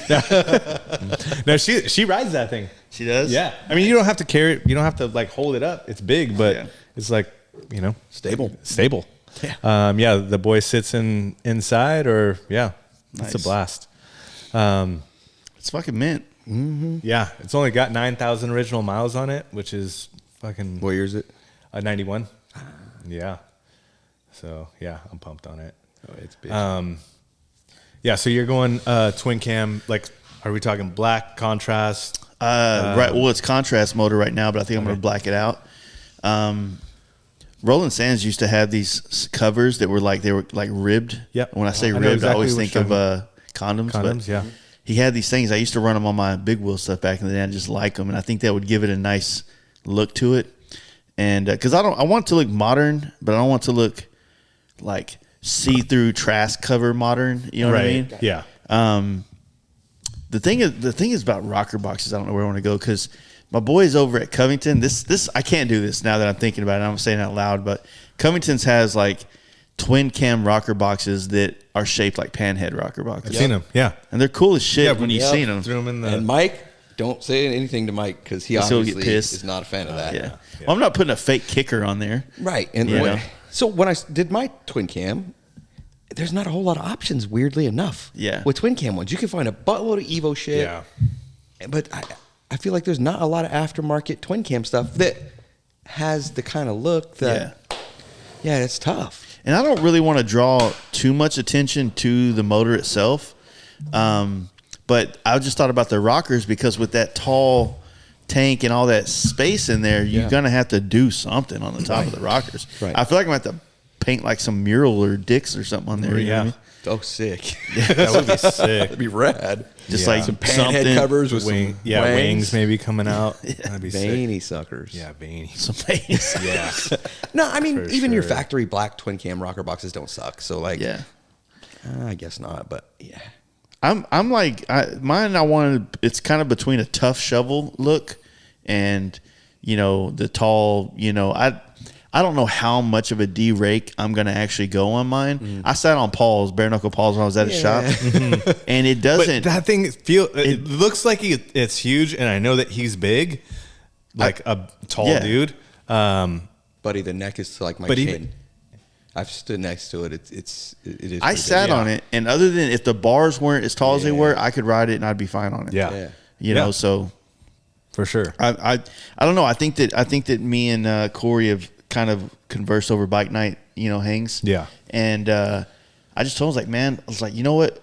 This is what I want, but it has to look good it has to look good with me on it. Mm-hmm. Right. So if it looks good, but then I sit on it and I look like a dumbass trying to reach up a for the baby sky, hanging on it. Right. Yeah. then it's not going to work. So we got to find that sweet spot. And he's like, that's how you do this. Right. I'm like, Yeah. That's And you're what I close want. enough, you can run down and check. Yeah. and- Yeah. Yeah.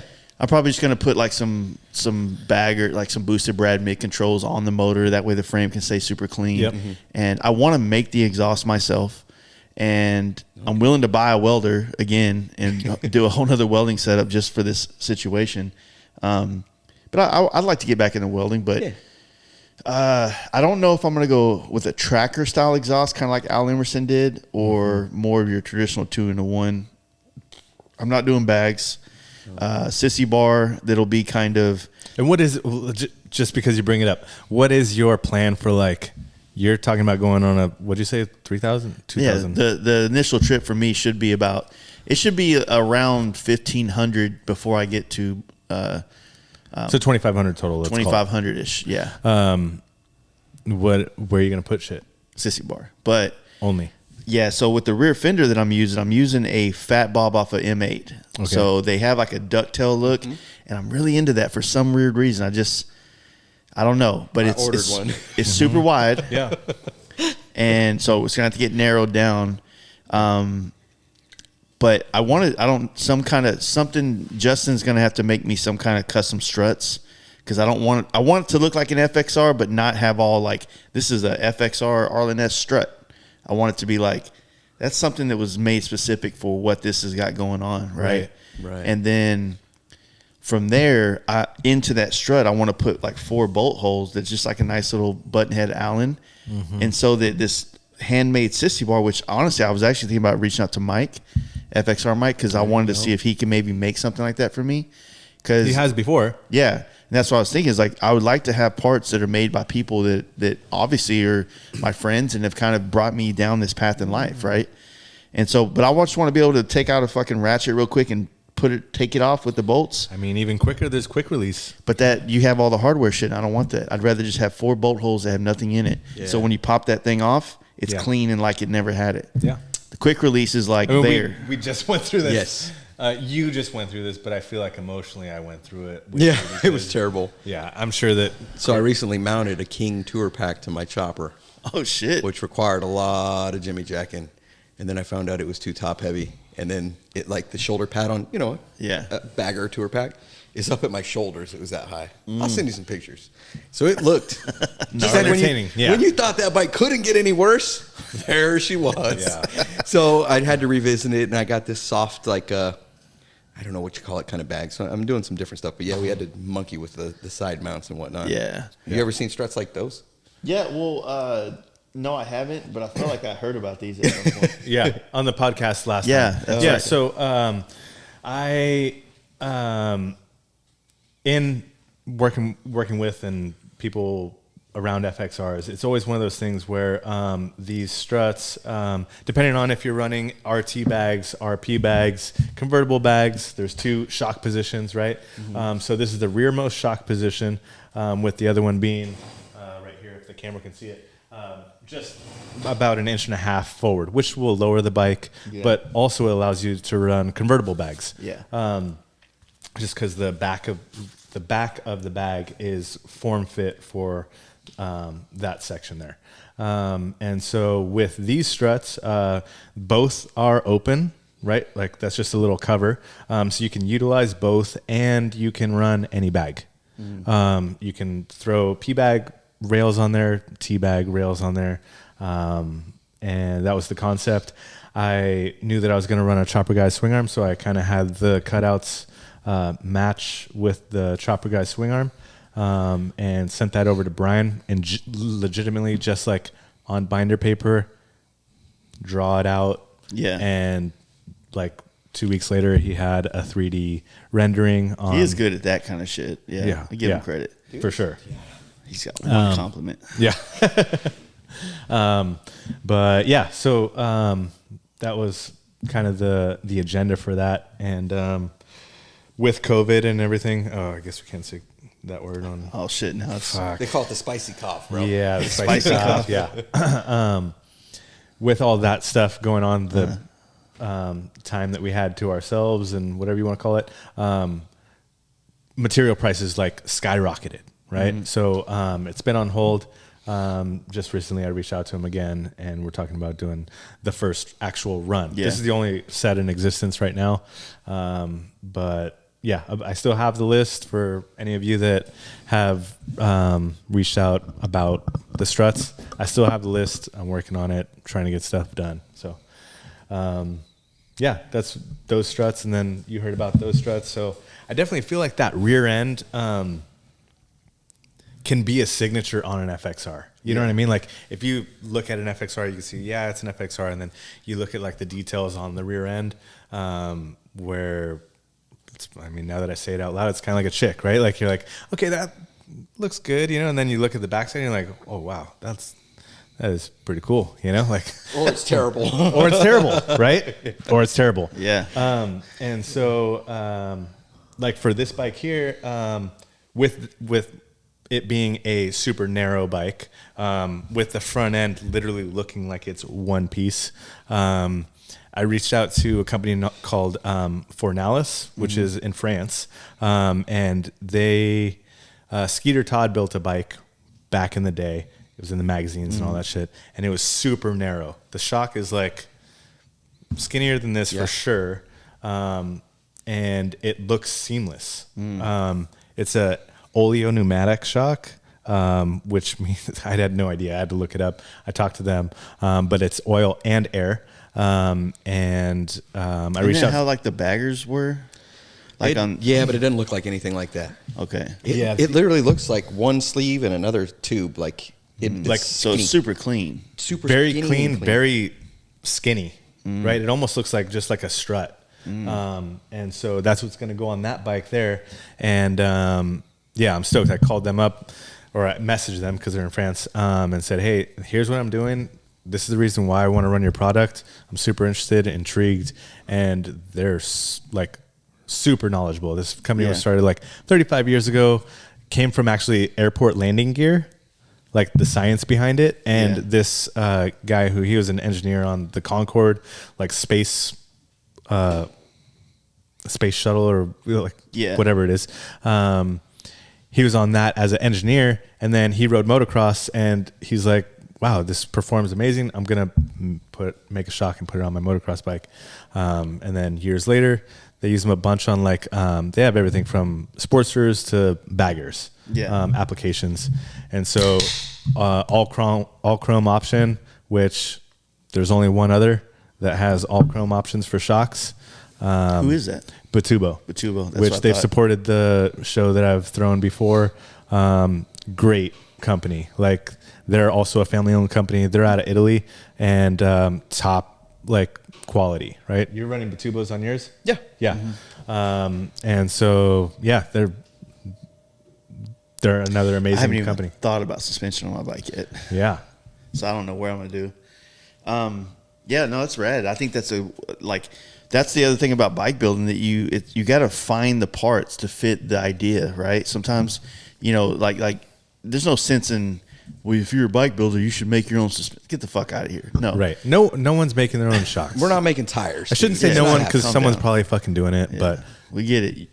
Yeah, he's probably doing that, but he sucks at everything else because he's some dumbass making shocks, right? Like, I made this and I fucking, yeah, whatever. Nobody cares. yeah. Go pay for some pussy somewhere. Nobody 'cause, makes anything themselves, and there's always these people. Did you build it? Well, you didn't do this. You didn't do that.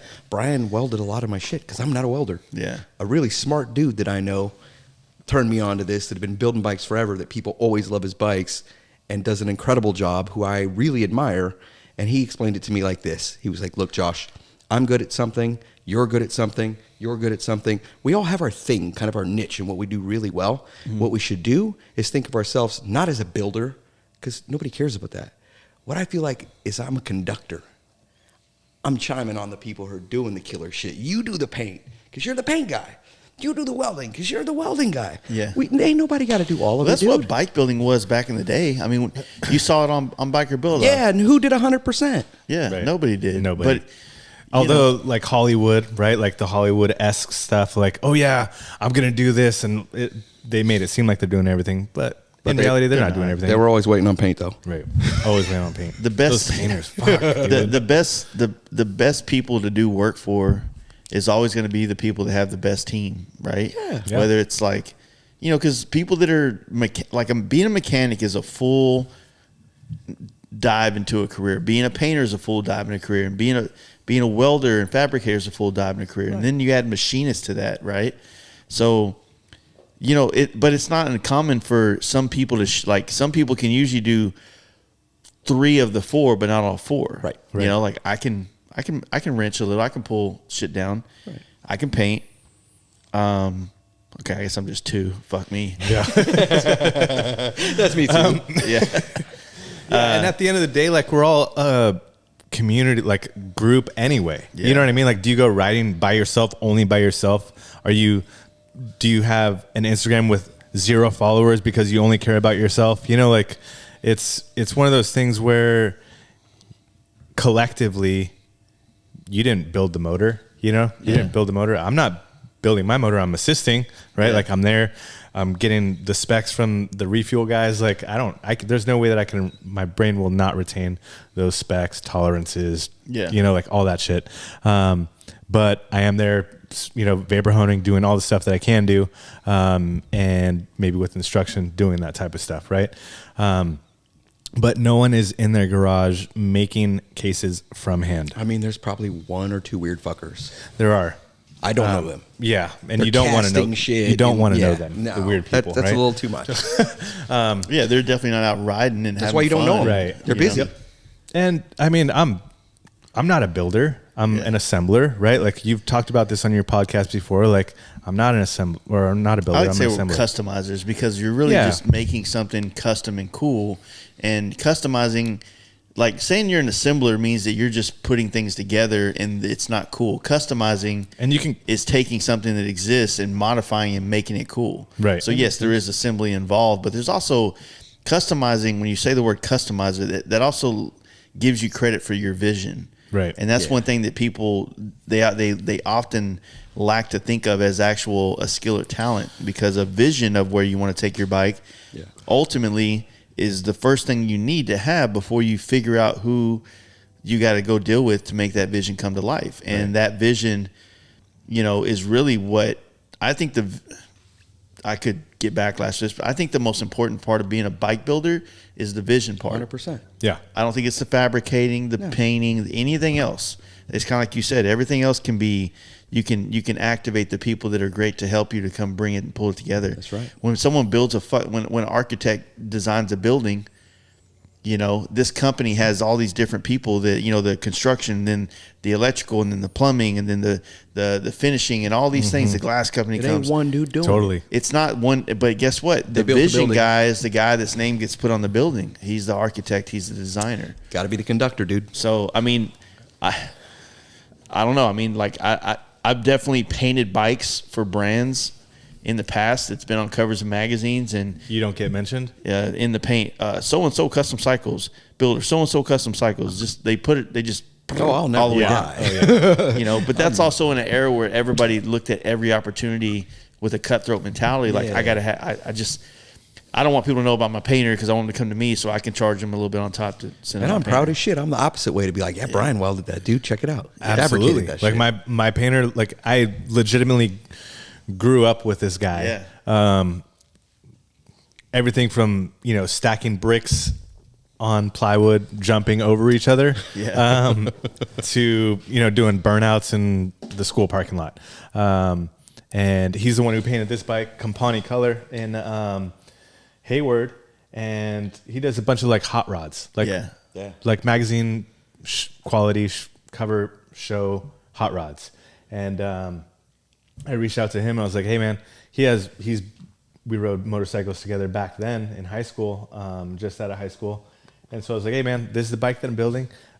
This is one that I'm building, you know, from the crank up, and I'd love to have you paint it. He doesn't generally speak in paint bikes. Yeah. And he was nice enough to say yes, and this is what we came up with, you know. He'll be painting this bike as well, and I'm super grateful, you know, like it's that collective of having your friends. Mike's making the bars for this bike. He just sent me a picture today of like, hey, done and done, right? Like, Yeah. I'm fucking pumped, right? So, and like you said, to have those people, your friends, the Struts, like the story, you know, and I legitimately texted his wife and said, I'm so sorry. Like, I'm sorry that I'm taking him away from you right now. Like, I'm sorry. She just thought we were nerds. She's like, what? I don't care. Yeah. But, cause I know that toll. I know what that toll takes on the ladies, you know, like I'm away from home way more than I need to be. You know what I mean? And those extra little times are the times where it's like, fuck, I really didn't need to go anywhere right then and there. But yeah, having parts and help from your crew on the stuff that you need, like, yeah, it makes it all better. And that's the one thing that, like, through those posts on the Fridays, that helps people see it when people start seeing more of this, when people start sharing that that concept, I think that it brings to light everybody that's involved, or everybody that's into motorcycles. Like, yo, man, like, building a bike is about hanging out in the garage. Go look at the David Mann posters, bro. Like, that's what it's about. This is a shared experience. Mm-hmm. And I think back then, maybe, let's hope, at least for this story, let's hope that, you know, these guys are coming over to help you put on your fucking T-bars and your parts because they were stoked that you were doing it, right? Yeah. And then you couldn't wait for them to get their shit so you can come hang out in their garage, or they can bring it to your garage because you might be the lift and the tool guy, right? Yeah. And those shared experiences of hanging out in the garage and working together, I guarantee you, if you have the opportunity to experience that now, do it. Yeah. Fucking do it. They will be some of the most amazing stories that you'll be able to carry for the rest of your life. And friendships, like you grow as a friendship, like so much more. It was fucking summertime, like 114 out here, and our buddy Greg, my neighbor, one of our best friends, is over here, and he's fucking sweating balls wiring this thing, right? He's the electrician, and it's all fucking magic to me, right? Like, I'm sure I've looked at wiring diagrams and stuff, and you can kind of make through where it's going, but it's all magic, really. And he's in here sweating so bad. I'm sweating so bad. We're like, hey, maybe we should just wait till like after the sun goes down. And then we both look at each other like, fuck it. We're already like sweat through our clothes, you know, Yeah. like what's the difference? Keep at it. Yeah. But yeah, even the, when you mention like the biggest group of FXRs, right? Like breaking down that camaraderie at the jam, dude, we broke down 4 times. Dude, this trip to the gym should probably take us what? We live the closest. 3 hours realistically. Yeah, 2 maybe. Tops. Yeah. Right? And we broke down fucking this thing had like one of the jam nuts on the push rod came loose on the adjustable push rod. Oh, and so it was on the exhaust on the rear and like I had to diagnose it. We're all there. We're at a fucking gas station where that dude was going nuts. The tweaker dude. It's like tweaker dude is like just yelling and we're like about to get knocked out. Do you know anyone? Like, why are you even here yelling? But anyways, diagnosed that on a hot bike in the summertime, right? And, you know, on a jack, trying to push the fucking wheel to adjust the push rods. And then right after we get done with that, I think next was Mark's the van broke or the van broke. I mean, it just was a shit A bike show. was dropped because of like the van had an issue with an injector or something. Then Mark goes to turn around in dirt, bike falls down.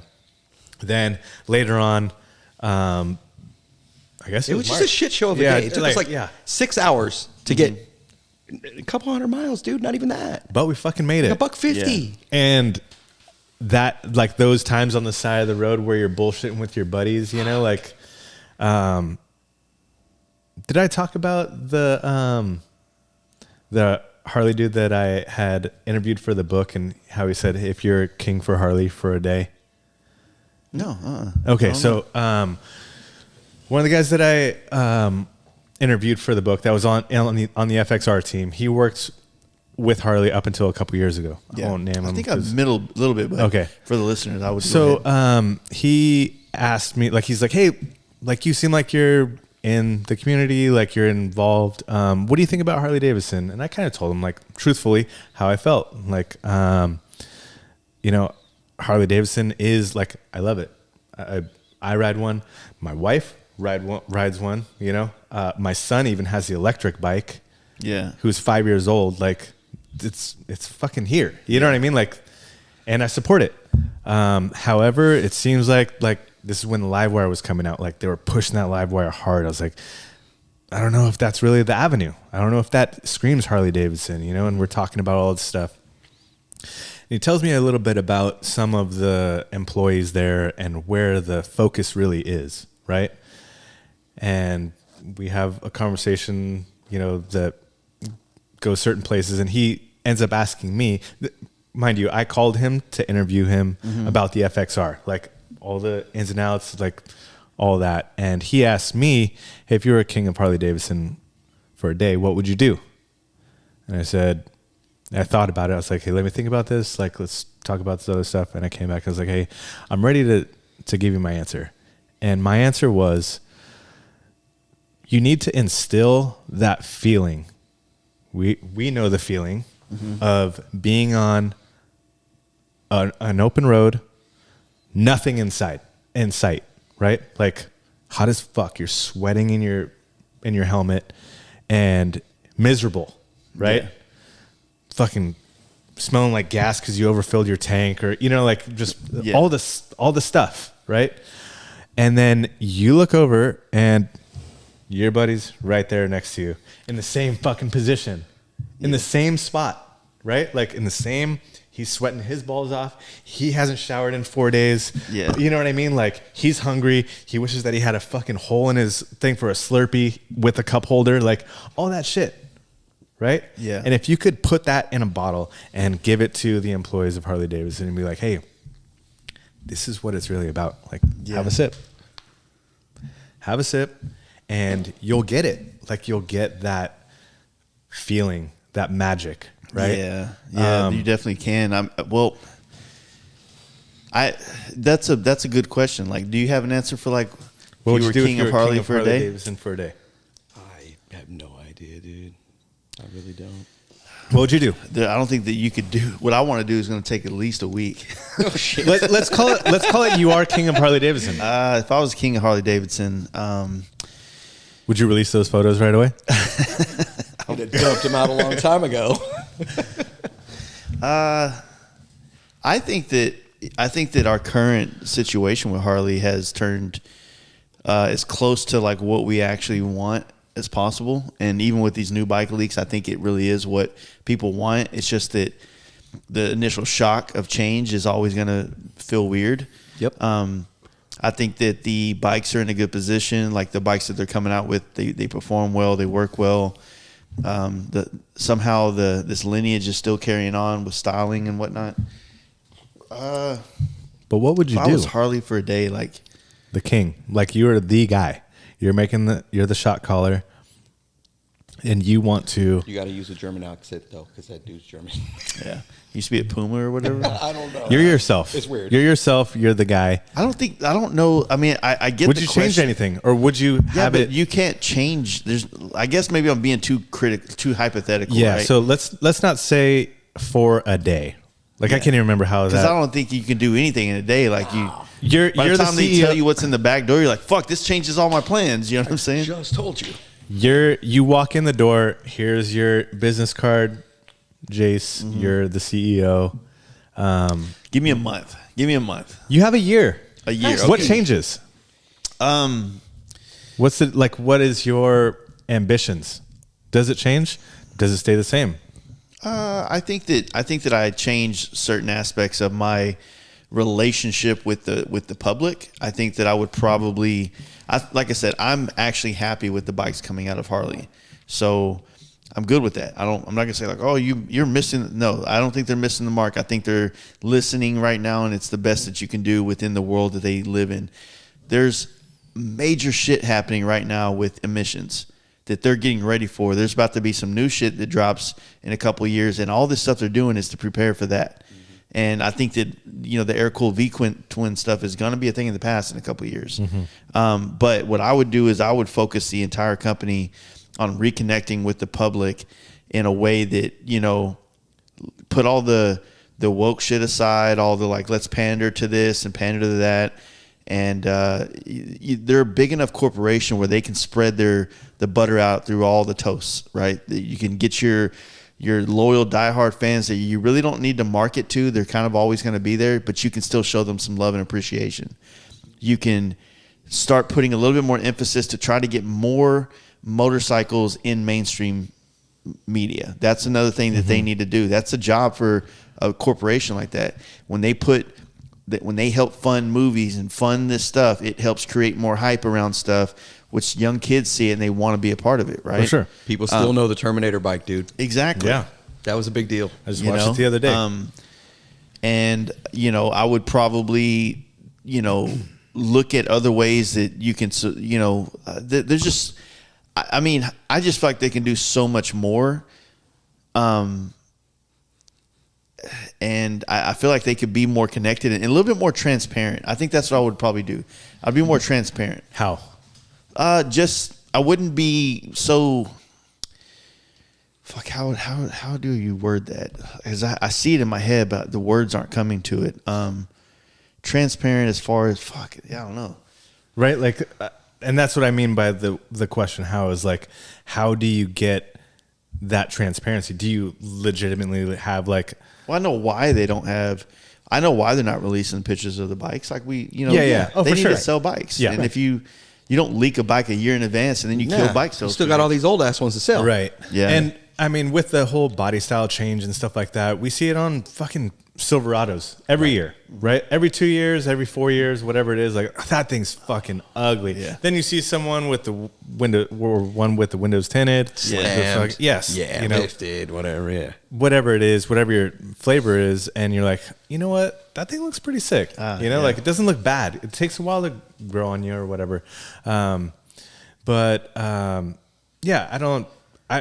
I don't know that being more transparent or how you would be more transparent would really translate to the people. Because let's face it, a lot of people, even people who love Harley Davidson, aren't like, let's see what Harley Davidson's doing today, right? Like they got their fucking bike in there. They have the tattoo on their arm. They, you know, like got to get back whip. They're headed to Sturgis, brother. Yeah. Like they're not really like your customer base is. It's different and it's changing all the time because of people like legitimately dying, getting too old to ride, whatever it is. So you have to kind of adapt, but I don't think that they're doing a horrible job by any means. Like they're still number one to get through the recession, you know, of like 2008, to get through the recent stuff, right? Like whatever we're heading into. It takes work, and it takes a lot of work to even still be around. Like, and so whether that, you know, some people say that it's like a t-shirt company that will build motorcycles. Like if that's what needs to be done, they're still in business, right? Like, I believe Indian has, you know, closed down, opened up, closed down, opened up. Harley stayed open. I mean, I am stoked because I feel like they are headed in a good direction. I agree with kind of what you're thinking is the people, and see, I don't know the people that work there, but from what I literally don't either. But what I envision, and I could be totally wrong, I don't know shit about shit. Chads and Brads. But I'm feeling like, I don't feel like they're like us. Well, here's the deal. I don't really want them to be like us, but I want them to understand us. If they were like us, it might not be successful. Right. And so we need them to chill. I think the bikes I got a new idea. FXR 5. Yeah. We're roasted, right? Check it out, man. Terrible idea. So, yeah, we shouldn't do it. Ancient aliens just I like... think the bikes themselves are headed in the right direction, but you also got to think, Harley-Davidson is a huge corporation that's been around for a long time. That's like making a U-turn in a Titanic, right? So if they're finally starting to catch on, which I feel like they are kind of more targeting what we're kind of into, not that they're doing it for us, because I'm sure they could give two shits about that. Yeah. But I like what they're doing, and I feel where that's heading, and I think they're starting to turn that ship to where they're not just all hell yeah, brother. They're like, fucking, you know, there's some cooler shit that maybe we could do. They're 100% doing everything they need to be doing right now. Back to like your story though, like what was his response? Or did he have something to back up, like the question that he asked? Not so much to back up, but when I told him that, he said, "Nick, I know exactly what you're talking about, and agree with you completely." I don't really want to like disclose everything that he said, just because a little bit of privacy. Also, like I still support Harley Davidson for sure. You know what I mean? Like, there's no way that I would put another company like this garage is filled with him. You know? Yeah. Everywhere. That's a rad. That's fucking Ellie. Or, you know what I'm saying? Yeah. I mean, that was a housewarming gift from my dad. Damn. When I was able to finally buy a home, that's what they sell those somewhere. I don't know. Damn. I don't even think that's yeah. I'm not sure. He's had it for years, and yeah, that's definitely like some who you know kind of thing, right? And that's like that meant the world to me because I always wanted it. Yeah. You see that and you're like, fuck.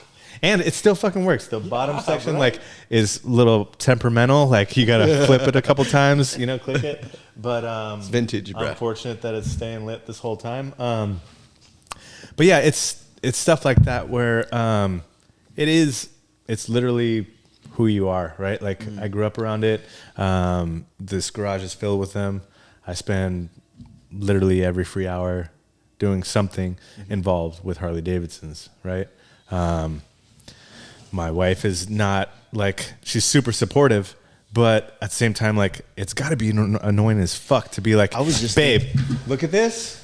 No, look at, like, you don't understand. Do you think? Look, like, look. You got zoom. Could it work? Do you think it'll work? Like, just the idea of a green bike. Well, think about it now. Yeah. Your wife is probably in her room watching fucking Breaking Bad or something, thinking like, my husband's a fucking nerd. He's in the garage with his dorky ass buddies. Two dudes drinking beer on big ass camera, light in their face. Like, they're not even doing poker or anything like that. Yeah.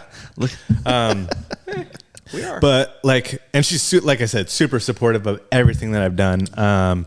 And one thing that she does, like, I run this stuff by her, you know, like, hey, babe, I'm thinking about like green for this bike. She's like, you know that green's bad luck.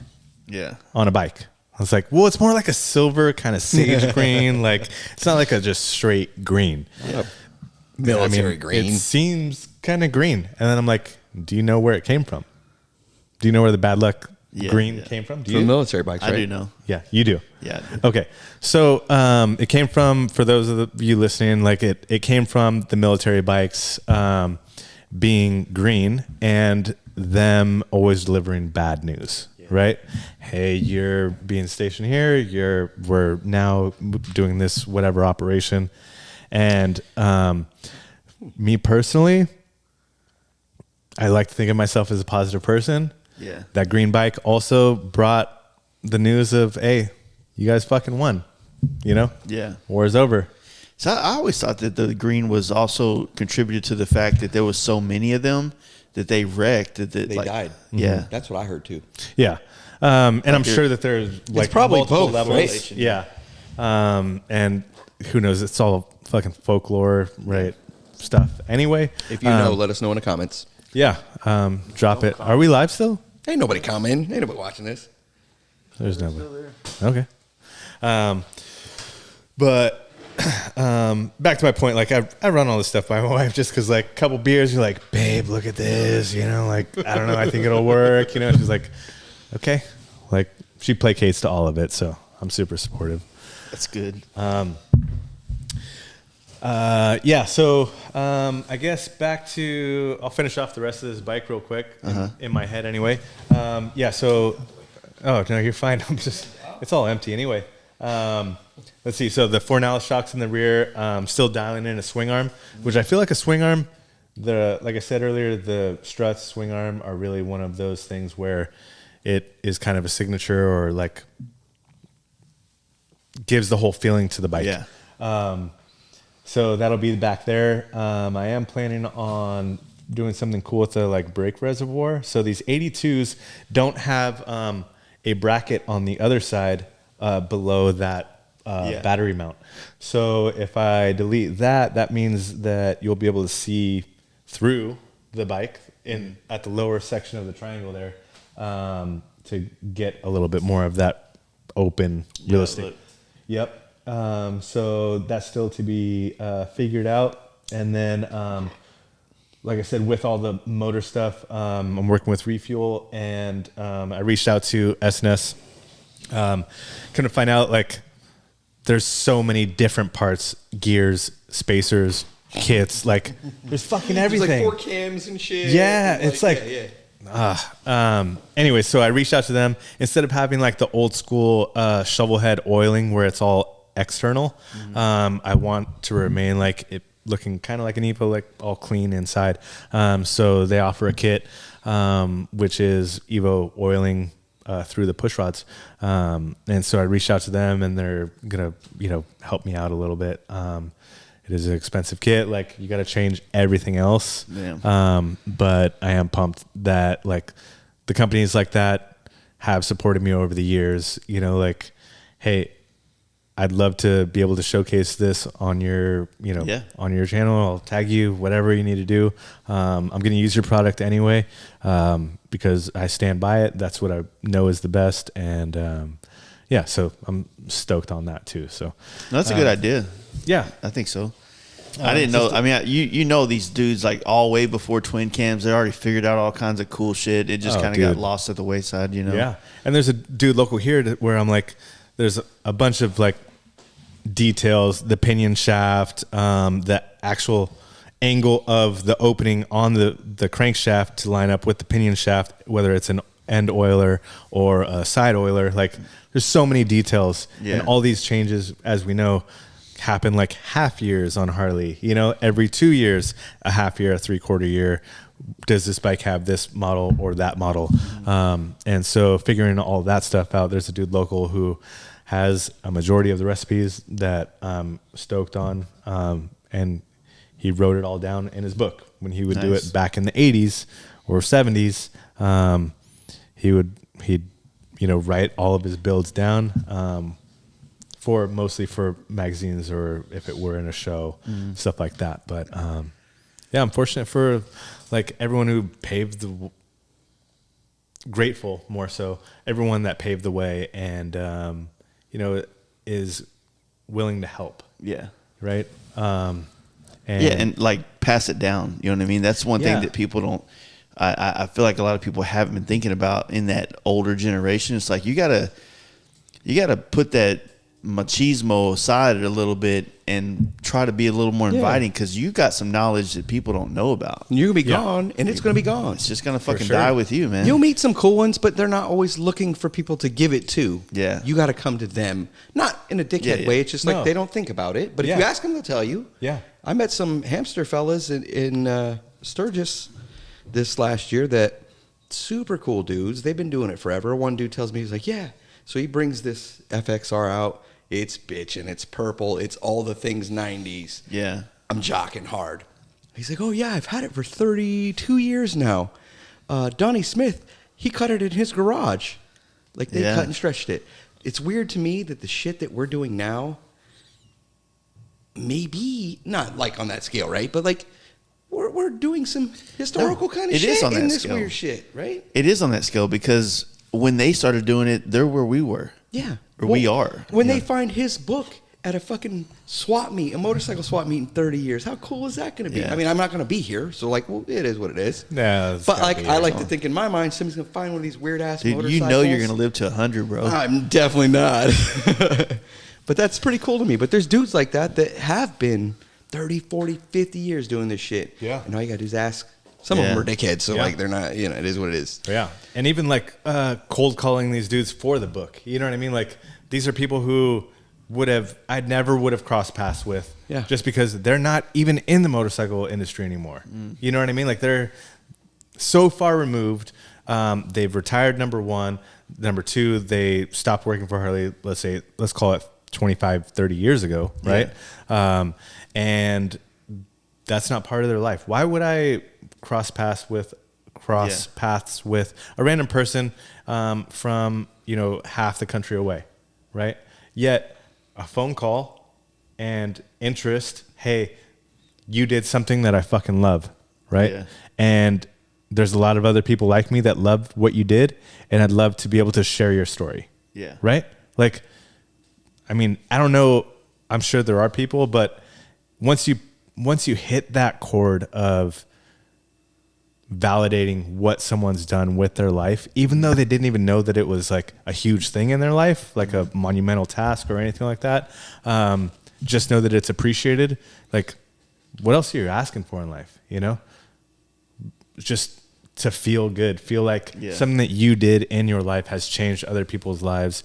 And I know that like motorcycling has changed a lot of people's lives. Hell yeah. You know, people that, you know, whatever you can name it. And, yeah, I think it's benefited a lot of people. So, yeah, it's super cool that I feel like Josh was saying, in years to come, this may make a difference. It may not, but it's making a difference to us right now, you know? Well, somebody in the chat earlier, they asked about whether or not you were ever going to print more books.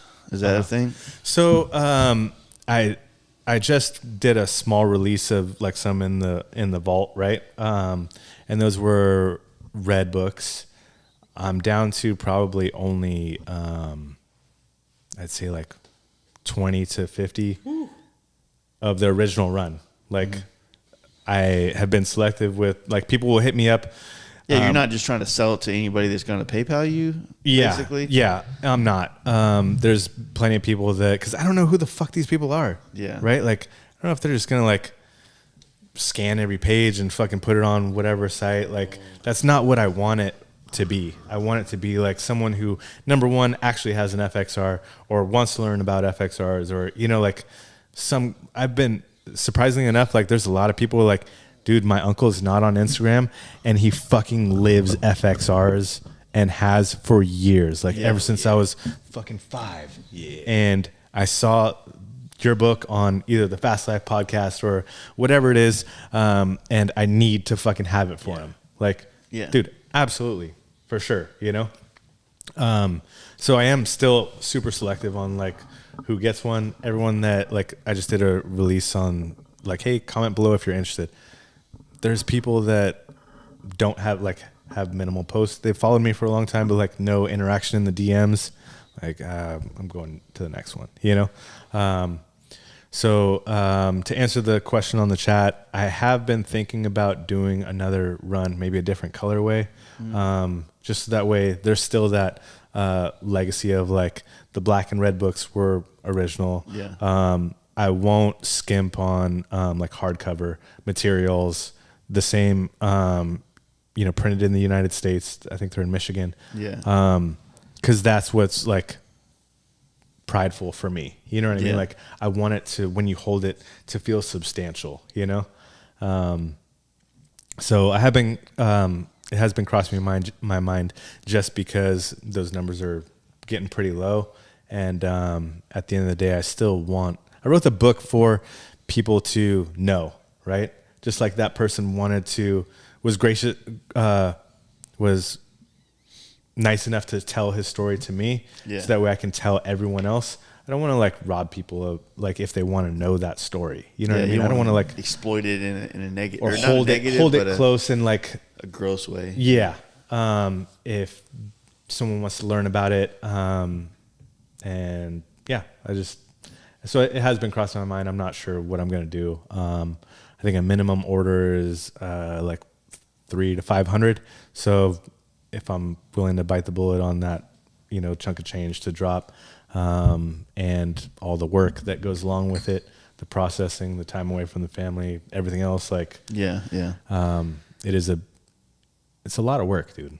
Oh, at this point, are there black ones available? Can a guy reach out and buy one? I do have, like I said, probably like 20 black books, and red books I have, I think about 60, but those are, keep in mind, like those are special. Like those I want to keep for upcoming shows. You know what I mean? Like I've handed them out for prizes for shows, also benefits if people like, someone goes down, right? Yeah. Either a member of the community or someone on an FXR or whatever it is. Yeah, trust me, I don't have insurance, so if I wreck, bro, yeah, put a couple up on the gram for me. right?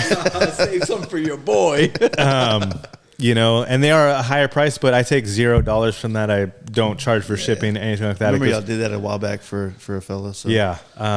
And so, yeah, that's part of, like the community. Like I truly am thankful for where I'm at today because of the support that everyone has given me. And it means the world, Yeah, for sure.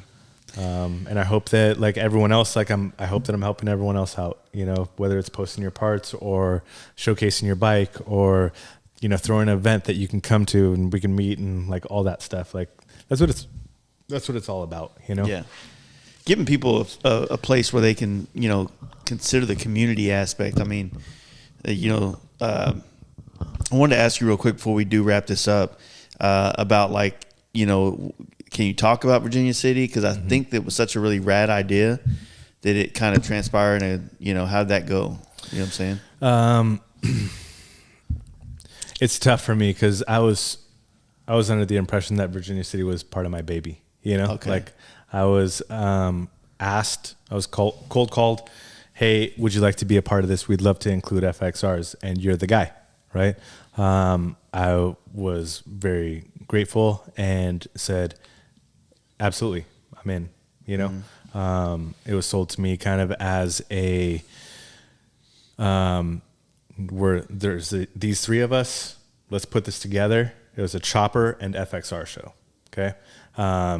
We did all the work. I got a bunch of sponsors for it. I worked with that company for like a year and a half, almost 2 years, and flew across country. Had my boys drive across country to support the show. Yeah. And did a ton of work to get sponsors. And at the end of the day, I started having feelings towards the last Virginia City roundup, and it was like, hey man, like you guys aren't really responding to everything that I'm doing. Like I'm not getting thank yous. I'm not getting like stuff like that. And when I ask you for something, you're not really answering me. I'm trying to be proactive and getting these belt buckles or trophies made, and you're not responding to me. So we're getting to the crunch time where these need to be ordered, stuff. It's the stuff like that. Yeah. Where I had like the hair on the back of my neck stand up. And I was like, it's tough for me as a man to be like, dude, are we cool? Yeah. You know, like this is like, I'm feeling like this is my baby. This is super important to me. I have vested people who have spent a year building a bike, you know, for like, because I asked them to, because I was like, hey, are you interested in building this bike? And now they're feeling accountable. They're taking time away from their jobs, taking time away from their families, to come here, to show off a bike for your show that you're charging people for, like to come in. And here I am like, are we good? Yeah, no, we're good, dude. We're good. No, we're totally good. We're great, man. Like everything's good. Everything's good. You're good. I'm good. Like stuff like that. Yeah. And at the end of the day, it wasn't good. I feel like I put in a ton of work, whether they felt like that or not. For example, the Daytona show, I think I won't even go over the numbers, but it was like free. I did it for free. Virginia City Roundup, is free. Try to do all the sponsor work. They wouldn't get back to me on any of the sponsor like information. And it hurt, man. Like here I am thinking that I'm getting everyone together for a greater good, like for years to come. Like, hey, this is our home. Like you guys are all welcome here. Choppers, FXRs, fucking rodeo, like in a killer setting. Like here it is. And it was tough for me to have that feeling. And I think it's tough for anybody to go through those things where they feel like they're putting their heart and soul into it, and it's close to home. And the next thing you know, you got people that are not really paying attention at all. They're not like, confirming like, hey, we appreciate you doing that. Because ultimately, like, yeah, they're charging tickets to get in. They're making money. It's a business for them. And I don't know the financials of like how much money was made. Yeah. Right. I don't know. But at the end of the day, if I'm a part of it, I feel like at least a thank you. Yeah.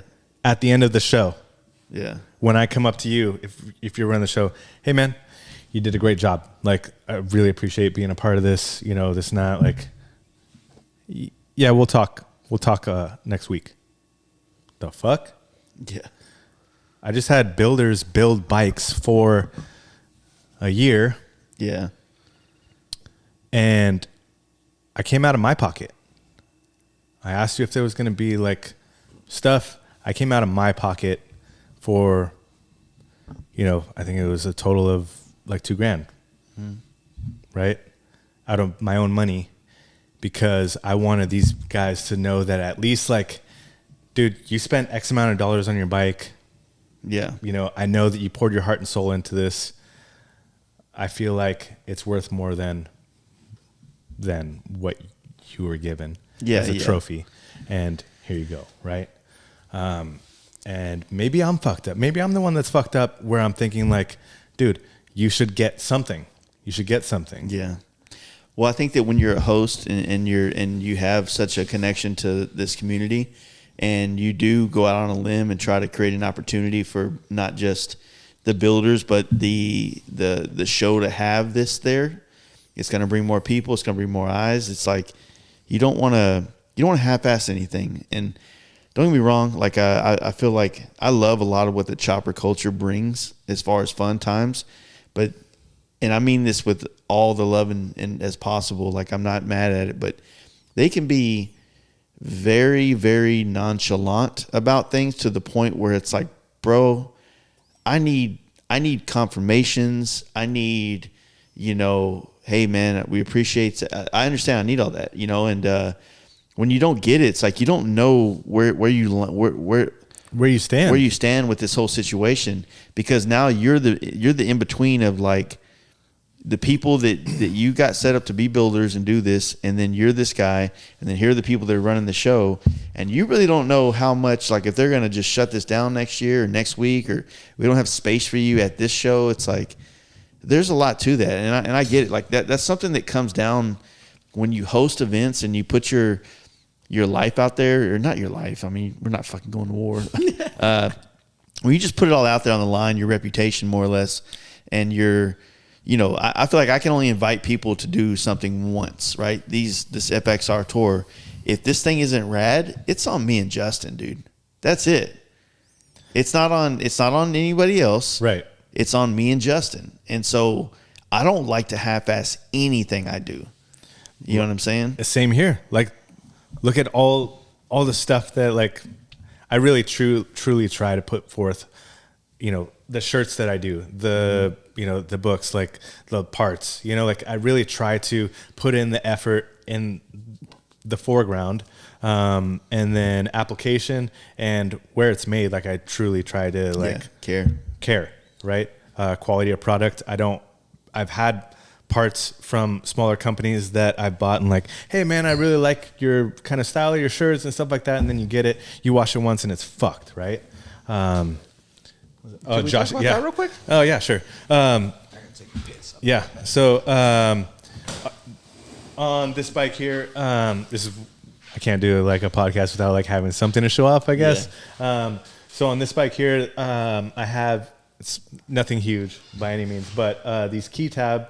It'd probably be easier if you show them. Yeah, it's okay. If you know what the FXR looks like, then you know that. You know. So this goes on the key tab.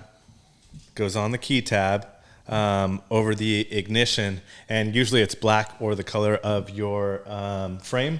And this is just one of those things where I found this part years ago in like a bin at a swap meet, and have never found one since. And I was like, I've been looking, can't find them anywhere. So I took all the measurements, had them made, and the rest of them are going to chrome this probably next week. So those will be available for any FXR, right? Nice. Like stock FXR, as long as you have that key tab still there. I know that the M8s, I think they have to delete it or something. I'm gonna delete mine too. I don't know what I'm gonna do for a key. Yeah, how I'm gonna start it. So, but just something like one of those things where if you're one of the guys who dresses your bike up with chrome and you want to spend X amount of dollars, you know, it's like something. Hey man, I haven't bought anything for my bike in a while. I love where it's at, but I want a little something for it. Touch. You know, yeah. That's on the list, right? I've been working a ton, like my day job, trying to get this bike there's no progress that to be shown. How do you feel about your like? I feel like if you were to give a percentage of like, I'm gonna have it done and everything's gonna go smooth, where you landed on it? Oh, I'm pretty optimistic, dude. I say like 120%. Oh, shit, dude. My boy. I don't even know if I'm feeling that good. Keep in mind, I shoot for the stars and end up at the moon, right? Like there you go. Like if you put it out in the universe, you feel like you're, you know. I feel like as long as nothing existential happens in my life that I obviously wouldn't be able to work on it, then I'm 120% too. Yeah. I don't, like. I feel like it's not hard. I mean, fuck, 10 months to build a bike. I'm not fucking TPJ, you know what I'm saying? Yeah. Oh, geez, I'm sorry, dude. Love you, buddy. Love you, pal. I'm sorry, dude. I feel like I should say earmuffs every time. You just say earmuffs and then just like tease it up, and I just come in with my driver and just whack them down. Man. Nah.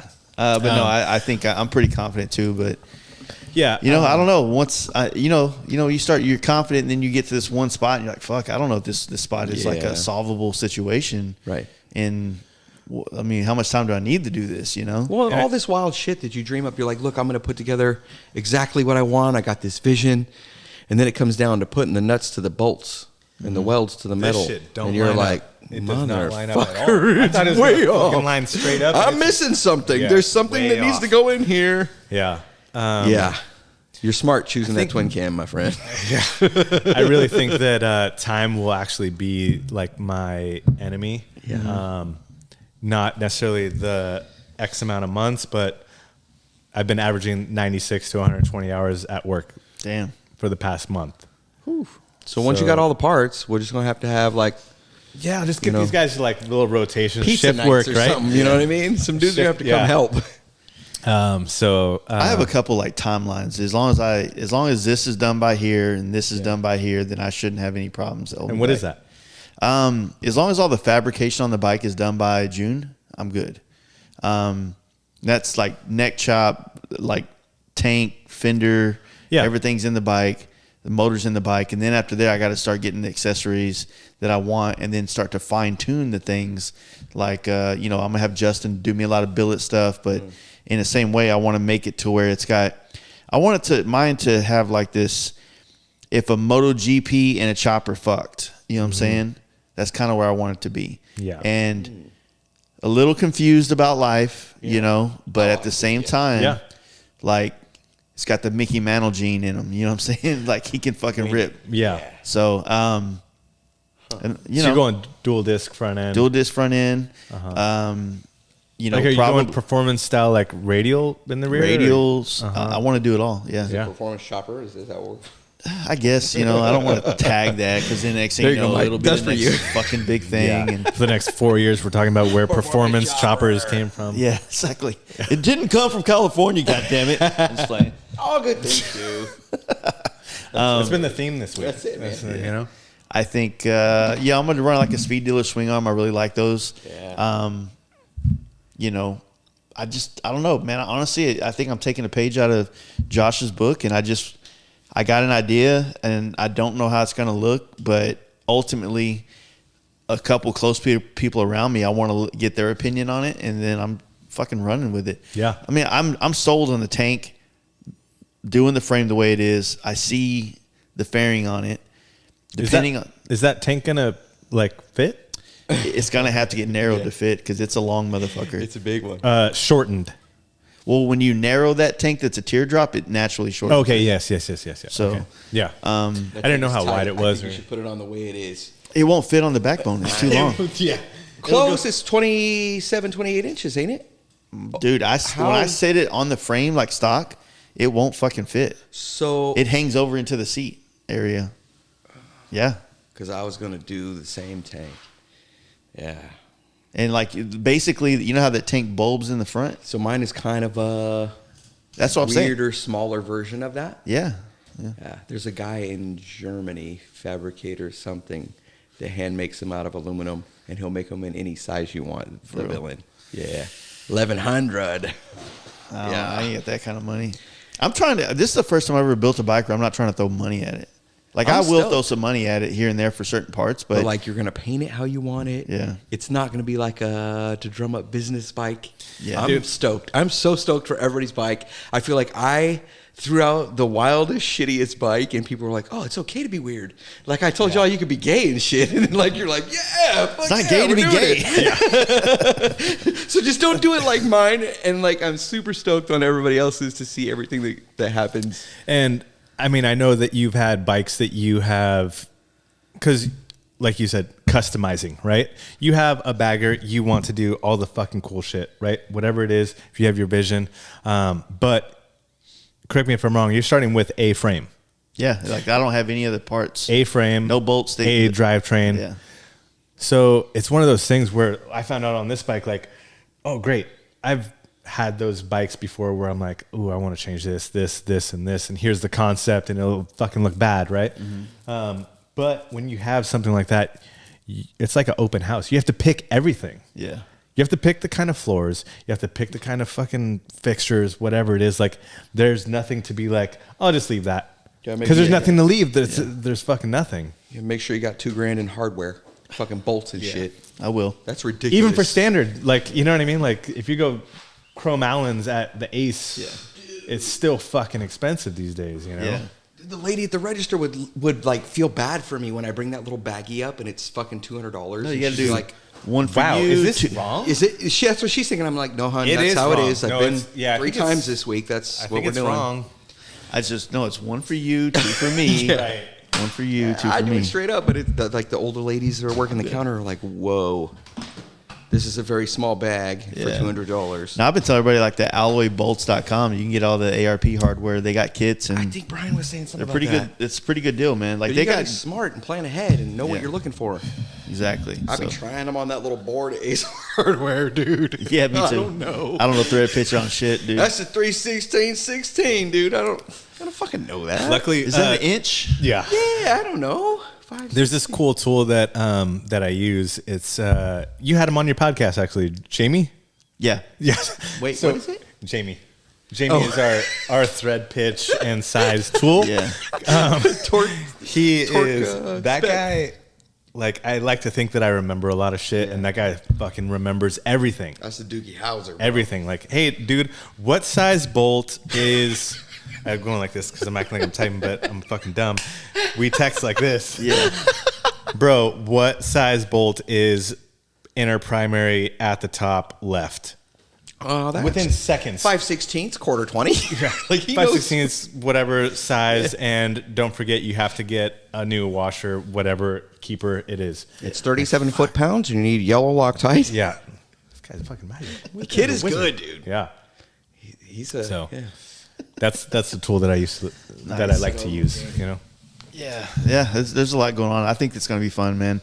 And like I said, this trip was a big one. This was a big threshold that I had to get over in order to come home and start focusing on that bike and focus on other things. And you know, even all these podcasts I'm getting on this trip, it's still going to be a madhouse trying to edit them, get them out there. Plus, we still have lives that we'll be doing at the studio. Oh, dude. I have one, not today, obviously. Well, today, yeah, here. Not next Monday, but the following Monday coming in that we're going to start. It's going to be a lot of camp out propaganda for the next month, right? Because we're getting people to come out. And then... I'm riding a Honda to your camp out, bro. That was pretty rad. Should we talk about that? No, we shouldn't talk about No, that. let's talk about that. But I'll Have beat you the heard cap this dude's out. plans? Holler at your boy. He posted something and tagged me in it, and I fucking was rolling with that. But I'm down. What y'all is tell the story. I'm going to go pee. I'm going to listen, though. Yeah. Hit the Yeah, go. porch. Yeah. Oh, no, nothing. Hit the I'm restroom. riding a weird Honda to No, the camp out. no. It's not nothing, dude. So you're going to the Fast Life camp out. I am. What are you riding? What is it? It's a 1998 Honda Valkyrie. And what's your plans? Like, are you gonna just mosey on out there? Are you gonna No, take dude. your I'm time? trying to do some 1K in a day, iron butt kind of situation. It's 3,800-ish miles. So I'm hoping to do a 1K in the day on the way there. Then I'm hoping to do what is it called? The Bun Burner Gold or something like that. 1,500 miles. 1,500 on the way miles. back. On the way back.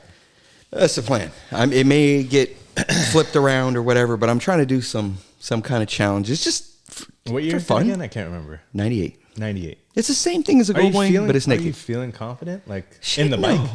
No, How many miles do you have on the bike? 200. What I'm trying to do is show these dudes, like on my YouTube and stuff. I didn't start off with Harleys, dude. Maybe some people did, but I didn't have money for that. I didn't even have Sportster money. I was a broke dick kid that barely had Honda Civic money. That's what I was doing. Just like Jace, I was racing Hondas and 240s and Cressidas and all that kind of shit. I didn't have any money, but I wanted a bike, so I got into sport bikes. I can't ride them that far, so I had to get into something else. So I got metric cruisers, Yamahas, and that kind of stuff. So I'm just trying to show people that may not have money to drop a whole bunch on a bike. You know what I mean? Whatever it is. You could buy a $2,000 motorcycle and ride that bitch across the country. Mm-hmm. That's all it is, dude. I don't need it to be a fancy bike. I'm going to put a bunch of people's stickers on it. I'm just trying to ride a motorcycle far. Yeah. And there's dudes out there that probably want to do that, but are like scared to just do it. Yeah. I mean, I hope I don't have any ridiculous issue, and all you could do is try to prep for that, right? Like new wheel bearings, new tires, new brakes, stuff that doesn't cost a terrible amount of money. Yeah. I mean, you know, fresh oil change, fresh coolant in this case, right? Yeah. And just send it, dude. Yeah. And hopefully I'm not an idiot and something doesn't deter me on that trip, but that's also a part of that experience, right? I was told if you have an umbrella, you'll be fine. That's what they say. Word on the street. Michael heard that? Pantazzi. Yeah. Use a little government.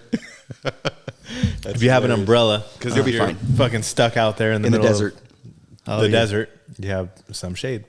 Yeah. And water. Yeah. Water and an umbrella. Water and umbrella. You'll be fine. Yeah, it'll be fine, man. You know, no, I think it was rad, man. When you said you were coming, I think that was cool as hell. And I think that, honestly, man, you know, like people are gonna get so fucking sick of hearing about the camp out, and I'm sorry, but It is what you it know, is. it is what it is. Dude, we're so stoked about this year, man. Like, when we implemented the show thing last year, that created a whole nother vibe. Yeah. And now we're going to, with Big Trouble coming in and running the bike show, it'll be a little bit more polished.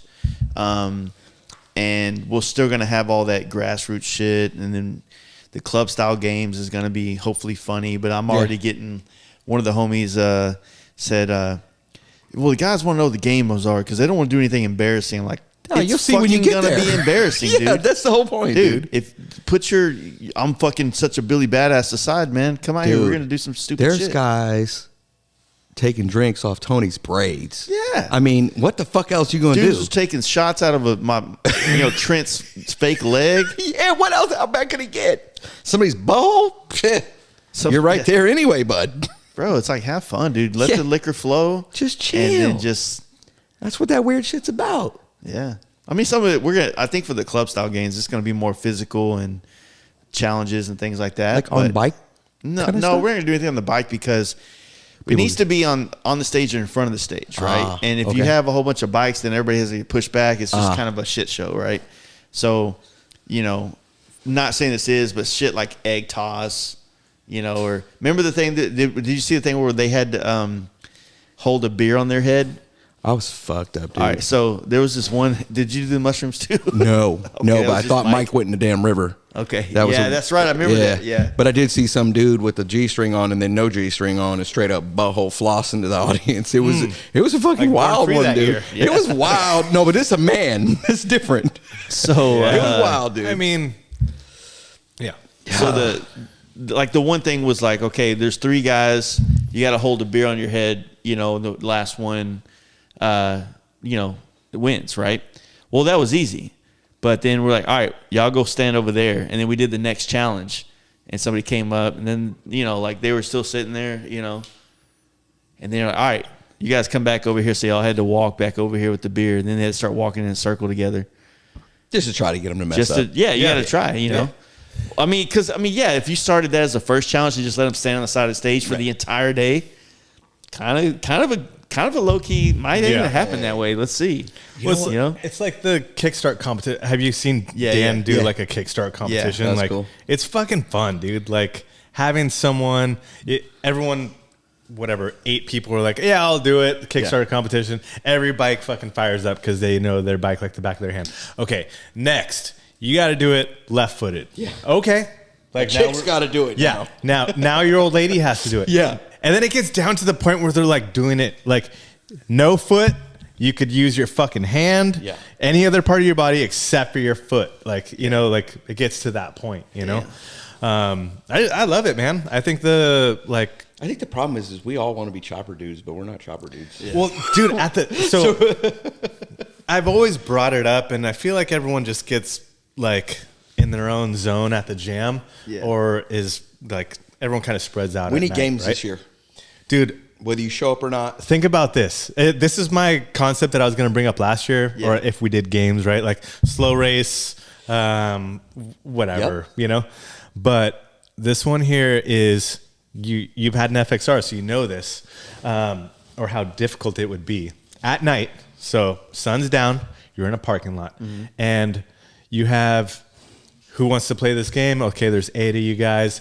Your challenge is to take out your battery, disconnect it, put it on the ground, and then put it back in at night. Winner, winner's the first one to get it done. Yeah. And you know that on an FXR, it's tight as fuck. You can't get your fingers in there, right? You're like, there's no room. Yeah. And on top of that, that unless your frame is fucking meticulously powder, or it was just powder coated, that fucker's sparking. And so at night you have dudes, right? Like we're talking, 8 Mike will be out there with his little clamper. 8, you gotta get you like, you can't get it out, dude. Right? Dudes have fucking duct tape on their fingers, just like I'm putting a Gorilla Tape strap on my shit now. Yeah, Mark's got a bandana on his, just so you know. He could just grab it. He tied a bandana around it and tied a knot so he could take her in and out. Really boom, smart. That's FXR shit. Then sparks are flying, right? You do it at night. like let's call it 8 o'clock. There's at least 8 dark. beers on board by then, right? Yeah. Like at any biker event. And so I just think it'd be fucking fun, man. Yeah. Like We need that's- some events at the jam that aren't riding, because we're usually maybe we drank too many. Yeah, chilling at the place. But we need some action rather than So- just bullshitting and drinking. You need. fucking bullshitting and drinking. I do. It's fucking cool. I feel Well, like here's the we're thing. doing people disservices. If you use a couple things to bring people together, then once they all come together, then the bullshit and drinking kind of becomes different people that you see. You're finally all together. In Oh, one spot, totally. right? And that's the thing with the camp out. We've said it a million times, but it's so spread out now that we have to do the shit in the States to get people to come to it. That way they don't just scurry off into their own places and they never see anybody. Yeah. Well, you that's know? fine. It's It a is. rad place, dude. Yeah. Yeah. All the tree houses and shit already booked up. Yeah, It's roasted. You can pretty much get like you can have RVs dropped off. Okay. I'm trying to do that for Born Free. Yeah. Yeah. I think I just heard Dan's podcast Yeah. with them. They said there's Right. quite a few of those open. Yeah, I talked to Brooks, and we're working on trying to get a guy to drop the camper off at Born Free. My wife's going to fly out because she's got a job now, so we're kind of limited on the time. And She's being responsible. yeah, I mean, we're trying to still You know? live life. You know what I mean? Speaking of, do we have a place to stay, or should I start booking that On what? for Born Free? I Texas? think that we're gonna have. I think we're still working on getting that worked out. Okay. But hopefully, because we don't have a sponsor on that end. Yeah. You know, but we're still, like I said, now that Daytona's over, Justin's gonna have more time, and once I'm done with this trip, I'll have more time to kind Yeah. of start focusing on a couple more things. Like I said, we still got to get a sponsor for the knives. We still got to get a sponsor for Born Free itself. I know that we're gonna at least get all of our entry fee stuff covered, which that's a given. Come on, dude. Yeah. Give us. But yeah, as far as that, So if you're trying to sponsor, reach out, hit up Yeah. Jace. it'd be nice. Like I said, we want to find ways to organically work with brands and bring this in and whatnot. And someone actually in the chat here asked about merch, and Justin and I will be putting together some Born Free Tour stuff that we'll sell at like Durango and the spots that we stop. Sick. I'm sure we'll both have booths at Born Free, so I'm sure they'll also be available there. But I think it'd be cooler to grab it in one of the stops. You know what I mean? Yeah. And each stop, almost like a poker run. yeah. So there's going to be a ride-in bike show for FXR guys in Durango. I know it's a Monday. We're going to be there Monday. I don't care. Right. The people that are showing up there are probably the people that are going to be going with us on this tour. Right. So, we want to create like the hype, not just around our bikes, but everybody else that's showing up and doing this stuff with us. At Durango Harley, there's going to be a full event there, bands, fucking the whole nine. Right. Shit. We're still working on Amarillo. We got some leads on some stuff, but the thing is that Amarillo could be us showing up at 4 or 8. Oh, yeah, I have depending no on- idea. Yeah. In the morning or like during the day? In the day. If So- we're involved, it'll be fucking midnight, dude. Well, hopefully not, because Good luck. we're gonna have. I mean, the thing is, these guys are sponsoring us. They're getting the tags, but they also totally, yeah. We need to create some kind of thing to do there, and then of course, it's going to be a much easier ride from Amarillo to Dallas. It's a straight shot, 350 miles. A couple cool little towns that we go through that we can kind of stop, but ultimately it's a straight shot, and we're just gonna go straight to the dealership or to Strokers, and we'll have a whole setup for just the FXRs that are on the tour to be right there by the bar. And, it's going to be a good time. There'll be a bunch of giveaways and a bunch of shit going on at that event too. So I'm going to have to find friends to kind of set that up, because last year I was there at like 4 and getting raffle tickets. And so I'm like, hey, because I'm not going to be in town until right then. You know what I'm saying? Jaden and Yeah. Kyle coming, or what? They'll probably be there. There's a couple guys that are going to be like leaving up and meeting us in Amarillo and riding back with us. And then of course, we're just trying to do as much as we can with this. And like I said, we're kind of green around the edges a little bit on some of it. But Learning as you go. yeah, I mean, And Saxon's gonna come along the whole deal, huh? yeah, he's going to follow along, and He does killer audio, video, dude. yeah, That's cool. He's So, getting it. So we're going to try to put something together with it. And then next year, I'll be much more involved in that aspect. Yeah. That's something I really want to do as well. Probably still doing it with Saxon and whatnot. And then Yeah, I mean, I think, we just want to make this fun for everybody. It's like anything that I do on these, like camp out this, it's not like I'm doing it for my ego. It nothing to do with me. It's just, I'm just using whatever following I've ever had or whatever this is to create stuff for us in the scene. And the people that's come and been a part of it, they know that it's like that. They know what it's about. But the people online like, fuck that dude Jace, all he does is fucking put on events and do a podcast, and he's doing everything I want to do on a motorcycle, so fuck him, I'm not gonna fucking support anything. You can't listen to none of that. So here's the deal. As I've been messing with these Hondas, I've been messing with different stuff over the last couple of years, right? Yeah. Let me tell you, there's dickheads in every crowd, dude. Oh yeah. It ain't just the Harley shit. There is the same... That ain't an FXR. Mm-hmm. There's the same dickheads in every crowd. So, like, you just can't get bummed out with them. Keep pressing. Yeah. Saxon does a hell of a job. A lot of his content is friggin' awesome. Mm-hmm. So, I think just enjoy yourself this year, dude. Yeah. I know you're going to get all stressed out. Oh, I definitely am. I'm stressed out now talking about it. Don't get stressed out. I feel my back's We're a doing slip and all slide this right now, to dude. have fun, dude. We're doing it all to have fun. Yeah. And I say that because I built my bike last 2 years ago. Yeah, so you're just showing up. But, yeah, just chill. Yeah. Have a good time. That'd be cool. That's what it's for. It's for a good time. And I will say that, like, with you being, I guess, like an organizer, right? Mm-hmm. Organizer, figuring out what this is all gonna be, what it transpires to be, and you being essentially in the trenches or actually doing it instead of being like, hey, you guys just fucking do this, like. As much as I wanted to be a part of, because like I said, this build has been on my docket for a while, to build this for the Virginia City Roundup last year with those guys. Obviously, like, there's no way that I could judge the show and be a part of it. Like, even if it were builder voted, right? Like, I still would feel like, oh, like, this guy put it on, like, it wouldn't feel genuine to me.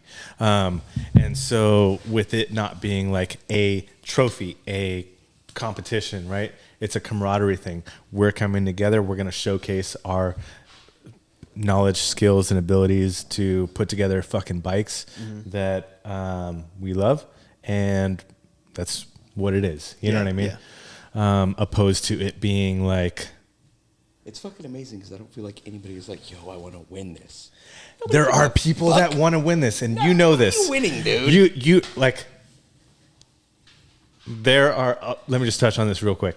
There's dudes that will criticize judging no matter what because they think their bike is the baddest. Yeah. Whatever it is, right?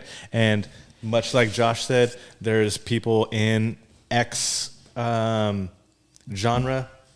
Mm-hmm. Whatever it is, Hondas, fucking Pinewood Derby cars, whatever it is, like, there's always someone who thinks like this is the best, and that may be your best, but the judger is the one judging the criteria, right? The quality or the best is in the eye of the beholder, right? It's not. If you say it's the best and you keep it to yourself and you don't care about validation, then it is the best because the only person that matters is to you. Yeah. But if that's, we all say all I care about is how I feel, and then you don't care if you win or lose a show because that doesn't validate. That's the validation you're searching for. And, and that's exactly why human instinct. Right. Like, you want to be. And that's why we took that away from it. I didn't want to do that because I see these guys, who. They come to the bike event. Instead of talking to people, they're fucking, squirting their bike down every 5 minutes when the wind blows dust on it. He's like, oh, fuck. No. Get it off. Right. Like, that guy don't need to win shit because he's here for the wrong reasons. Right. I hold my bikes all around the country, and I'm like, not about that at all. Yeah. Like, that really wasn't the reason I was there, but it gave me a reason to be able to do the events. Mm-hmm. And now I realize, like, yo, I just want to go to the events. I don't want to take a fucking show bike to nothing. Like, that's not even it doesn't interest me at all. And so and it was brought up to me like, oh, you should have a point system and like all this stuff, and I'm like, dude, I know what a good bike looks like. Like, I've looked at enough bikes I feel comfortable putting my name on something that, like, hey, I feel like you hit the mark with this bike. feel like you hit the mark on this style bike. I have, like at the shows that I've judged or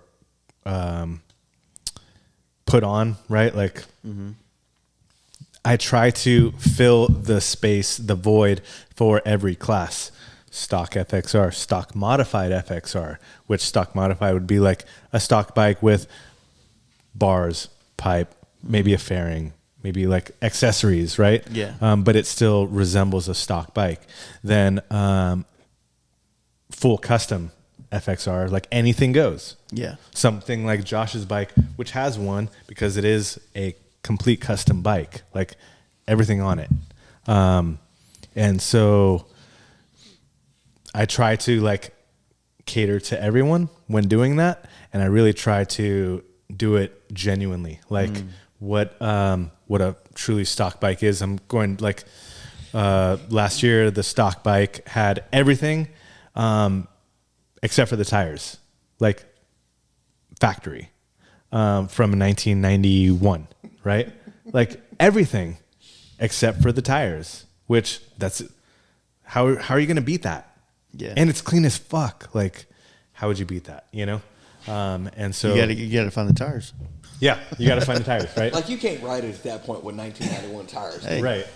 And so it's just the stuff like that where I really do try to like think about, number one, the process of if the bike's being built or preserved, right? Like in a stock class, and what that really takes, entails, and the different criteria of what it should be judged on. Right. Yeah. Well, when we get to Texas during the tour, Born Free specifically asked that we would put our bikes in the San Diego Customs show. So I think it's fair. You know, Yeah, we'll put it in sure. there. We're not judging it. Yeah. That's them, and that's fine. And that's that place, right? But I think that like what we wanted to do is not focus on trying to judge and create criteria because, yeah, if you want to be like legit judging. Then They have that. There is real shit out there that you can go down this rabbit hole of things, but the thing is always going to be, okay, well, what I like versus what you like is always going to be different. So, you know, in how they work on that in like big time shows at like car shows and like, you know, lowrider shows is like you have a point system and then you have a almost like there's enough people that probably as judges you have enough where there's 2 out of 3 of the guys, you know, 3 out of the 5 guys picked this bike, so it's got majority to win so and so, right? So there's that kind of stuff, but that's all like that's not the point of what we're doing, and I think that the point of what we're doing is covering all the bases. Is that the right number of syllables? Yeah. Bases. Extra, but it's cool. Yeah. Basis is okay. Of Someone who plays the bass, this is a bassist. of like all the things that if you check this box, then you'll understand that these all come together and make one great experience of motorcycling. Yeah. And it is riding, it is building it, it's riding it around, you know, your peers, the people that have also struggled. And like you said, when you look over and the dude's fucking geeking out that he's on this bike he's been building for 10 months. Like it's going to be the most gayest magical experience of FXR nerds on bikes riding across the country or halfway across the country at least. And just dealing with it, whatever throws at it, right? You know, I think most of us that are going, you know, modern with our motors are probably going to be the most safe. But at the same time, like I went that path for that reason. Like I just want to make sure that I can, you know, I'm not going to miss this trip. You know what I'm saying? I can handle a lot of things on the road, but you know, I'm always going to have a Joe Kid to save me at the beginning of Born Free, right. You know, at the entrance. Right. So, yeah, that's kind of like you know, if you start getting too deep into it, you start getting, I think that we have something amazing here that, you know, Justin conjured up. We're bringing it to life. And, you know, I think it's going to be badass. And I think that, you know, I hope that we set an example for the first class, if you will, for the next class to come in and not only build cool bikes, but carry themselves within the chat of working with each other and promoting the event the whole year to where it carries on. And like, then it becomes a lineage. Like, you don't want to be the people that drop the ball. You know what I'm saying? The other 10 guys don't, you know what I mean? Yeah. It's FXR Tour 1. Don't fuck it up. Yeah. Yeah. Exactly. And I appreciate what you wanted, the Yeah. part you want to have, because that's the part I enjoy, not the show part when Yeah. you get there. It's the whole I experience. mean, trust me, we all want to The show our whole bikes experience. off, but we don't want to add the pressure or the whatever that is of like, okay, well, you know, we all got nice bikes and we're all stoked about it, but the whole part is that part. Getting Yeah. to the gate Yeah. is that fucking part. Yeah. And I'm so stoked for it. Yeah. That whole timeline up to building it, that day everybody's in fucking Durango. The month dude. before of like, fuck, this is not working. Yeah. Why the Shit fuck does are you not waiting? go Yeah. anyway. that's when the chat's going to become a very, very important part, because once we all start getting to the nuts and bolts of this thing, This shit don't we're going to matter. need each other. You know what I mean? Yeah. 100%. So Yeah. I think that the way this is designed, that it's only going to ramp up more as you get closer to the event. And, you know, and at that point, you know, it's going to be fucking, you know, it's going to be good. And I think that, you know, if we keep running it, we'll get more people that want to be involved. It'll be a bit more opportunities for the builders coming in. It's a rising tide floats all ships situation. 1000%. So if we bring this up, then everybody else that loves FXRs in the future will get to be a part of this. It'll be something that they can have to, maybe you are that garage builder that wants to build and get into customizing bikes. Yeah. Bam. You know, maybe you're the guy that's been doing it forever, but you know, you want to find that passion for motorcycles again. And this is going to give you that. Give you a reason. Yeah. You know, because, you know, Joe did have a good point that I never thought about, but it's like a bike event that's at the end of the year. Yeah. You The know? better time of the year when it's not so friggin' It is, hot. but it's not like if you built the bike, then it's not like if you finish the bike and then you're at the East Coast Jam and then you got Sturgis and all these things, West Coast Jam and all the shit leading up to it. So, but what I'm hoping happens is we got a couple of other events that me and Tommy from House of Harley are going to be putting on that'll be kind of like showcase things where we're going to do some stuff that are kind of different, but we're throwing shit at the wall and seeing what sticks. Like in-person stuff, or We're gonna Shows like and stuff. gut get the whole dealership and turn it into like a real kind of like vibe, right? We got ideas. We got a bunch of shit. With Tommy moving back to Texas, it just opened up the fucking floodgates for us creating rad shit that kind of brings Opportunity. other, not just choppers, but other bikes into the fold.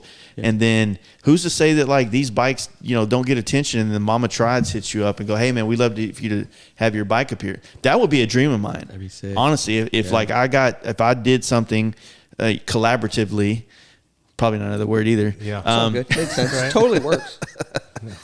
You got two of the votes. Yeah, so. okay. It worked. Now you're good. We're running. But if I could be in that position, you know, because me and Justin kind of started this because we felt like the underdogs that never got the opportunities to go show our work and shine and build stuff. Yeah. You know, like, fuck, man. Like, no one ever goes, hey, do you guys want to be invited builders or anything? I mean, which I'm probably the least likely. So maybe no Mama Tried or something like that ever reached out. But as regular ass dudes, we notice. Yeah, and that's for sure, and that matters. That matters 100%. You know, and so I feel like that's who that's how matters. You know what I'm saying? And I think that moving forward, however Justin and I decide to kind of handle the you know selections of new builders and like how we do that, it's always going to be one of those situations where you know we just want to make this good and fun, and you know it's every year just like Born Free when they pick their fucking people. Everybody's like, you didn't see my boy Carlos, man. He's fucking rad with a gun, you know, or something like no, I didn't. Sorry. Yeah. You know, and that's what sucks is that like there are probably a bunch of bad motherfuckers out there that just live in the cut that we don't see. But it can only be like 10 per year. So it can. Like, and show us some shit. I mean, I don't know. We're hoping that a lot of people that show up to the tour and ride with us are people that we can 100% put on the consideration to, because we want to announce builders in December. Like, we want to give people time. A couple months we after. want to announce, or we want to, more or less, we want to announce builders. No, we want to announce in probably January, but we want to have builders on board during December. I feel like 10 months to a year is appropriate. Yeah. And I feel like the one like caveat to that I would say is the year before is like your resume, right? So if I were a builder and I'm trying to impress you to get onto the tour, I would build a bike, show you the bike, show you what I can do with my abilities, you know, whether it's me doing a majority of the work or being like kind of the conductor, right? Yeah. And then I send you a picture of that, which I just did this year. It's fresh. And then you're like, you're on. Yeah. Now you're building a whole nother bike months later after your last bike, which could be tough. You know what I mean? Like that shit's financially strong, tough. Dude. I don't like, I know that like physically. Yeah. yeah. But yeah, Right. that's kind of one of those things. And that's, you know, like I feel like people that may have a one of those things in mind, you know, like, you know, when we ask the builders or when we ask the people to submit, we ask them to submit and just give us a detailed, like paint the picture for us. Some people were too cool for school and they put like five words and said, this is my shit. You know, this will be done next week. You should make me the 10th builder on this thing that you're not going to do for 10 more months, but my bike's going to be done next week. Like Straight what? Ricky Bobby. You know, like, I Did you piss even read the excellence. rules? Yeah. That ain't how that works, Jack. So, yeah. And then, you know, that's another thing. Like some guys are not used to taking, I'm not used to taking 10 months to build a bike. Yeah. So I'm not, you know how I'm handling it? I'm procrastinating. Yeah. So I'm not even used to responding to emails. You know what I mean? Like when you're like, hey guys, text over or email me over. Notice my typing thing now because it's like email, I associate computers. it's like this now. Right. Text over the email. Yeah. But yeah, it's difficult responding to emails. You know what I mean? Yeah. Like, and if you think about it, a lot of people, like, I feel like the actual regular motorcycle dude is not like the best at typing, articulating what their thing is, right? Yeah. And you got to get creative. Like at the end of the day, you're still trying to, if you're trying to make the tour, you have to try to impress somebody, right? Yeah. And if you're the gatekeepers or the people that are choosing someone, like you're the one to impress. And so, you know, get fucking creative. But that's the thing is like so the way we did it as transparency, you know, I'll give people some. The people that didn't follow directions, they didn't make the cut on the first emails. You know, the ones that, you know, didn't try very hard to give us some kind of insight of what they're doing. They didn't give us any kind of backstory on who they were and where they're coming from, because that was kind of one of the things we wanted to know. Like, Without like taking a look at their profile to see what they've done in the past, kind of thing. Yeah, well, You're we just like, How yo, do you know tell where me- you're going if tell you don't me, know where I you don't came need to from? dig. Yeah. Right? Like, if anything, you should be able to explain what your background is, where you came from, what your influences are, right? Like, yeah. The what more you're- you can talk, who you are. Write me a book, bro. Like I'll read it. That's Maybe the whole do it, even dude. not that crazy, but like, you know, like give me an idea, dude. You know, and so, you know, we had a few guys that I think will probably be invited as builders next year. Sick. That they were kind of on a level that I felt like was just it wouldn't. I mean, they would have killed a garage builder, but they're on another level, man. We need to pay them the respects that they deserve on that aspect. The garage builder thing needs to be something where there's a story, there's a drive. It's not just building a bike. That's the thing that people don't get. It's not just building a bike. It's like wherever you live in the country, it's showing up to Durango, because that's the win. That's how you say that I fucking did it, right? Which that's all it is. I did it.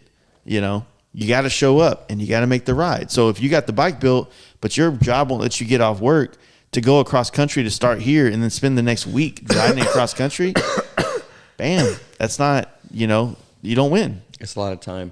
You Those know, are fake costs, by the way. You know, like, you got to find the time. you got to find the time. And, you know, that's something we definitely tried to consider. We didn't want the first year to pick a bunch of people that might be questionable. And I'm sorry that, yes, there was some judging going on.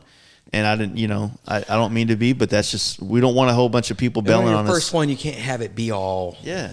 Dude, that's get the it. realm that I live in. Like literally judging people on like the page is private and they request to be a part of the page, and you have fucking 2 posts from 2019 and nothing since then. how can I fucking judge? Like, Yeah. if you're number one, a real person, number two, if your account hasn't been hacked, like, Yeah. like, come on, man, you got to give me something. And I follow up these requests with, hey, man, do you know anyone within the community? Maybe they're fucking riding buddies or someone that I deal with all the time, right? Like, I give them the benefit of the doubt. But if they don't come forth with something that is tangible that I can actually like move forward with, what am I supposed to do? You know, like, I'm not going to drop my guard for someone with 3 posts, you know, no followers, no tagged posts. Like, it's difficult, man. Yeah, it's tough. Yeah. Yeah. I get for it. sure. Well, hey, man, I think Josh just walked in, but we need to wrap it up. Okay. Sounds good. Well, y'all drank like I do in my studio. Yeah, dude. I mean, you got to drive a little bit after this. Yeah, I got to so, figure out what's going on. I got some friends that aren't answering their phones. Josh, we're wrapping up. You have anything to? Okay. Sponsor shout out. Yo! So, if you've made it this far, thank you very much. I appreciate it. Why don't you go ahead and take a moment to subscribe to this channel?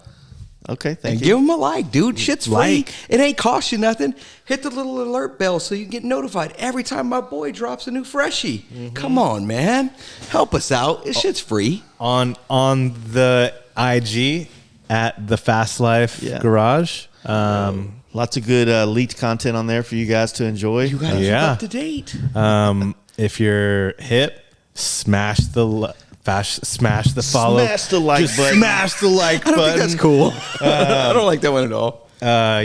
Motorcycle Dork or JC Cycle on Instagram. Follow Check your out boy. his YouTube as well. See what he's this doing weird some shit's cool doing. shit. FXR Bazaar, FXR_Bazaar on Instagram. If you're a creeper and have 0 posts or 0 followers, FXR Bazaar Public for you.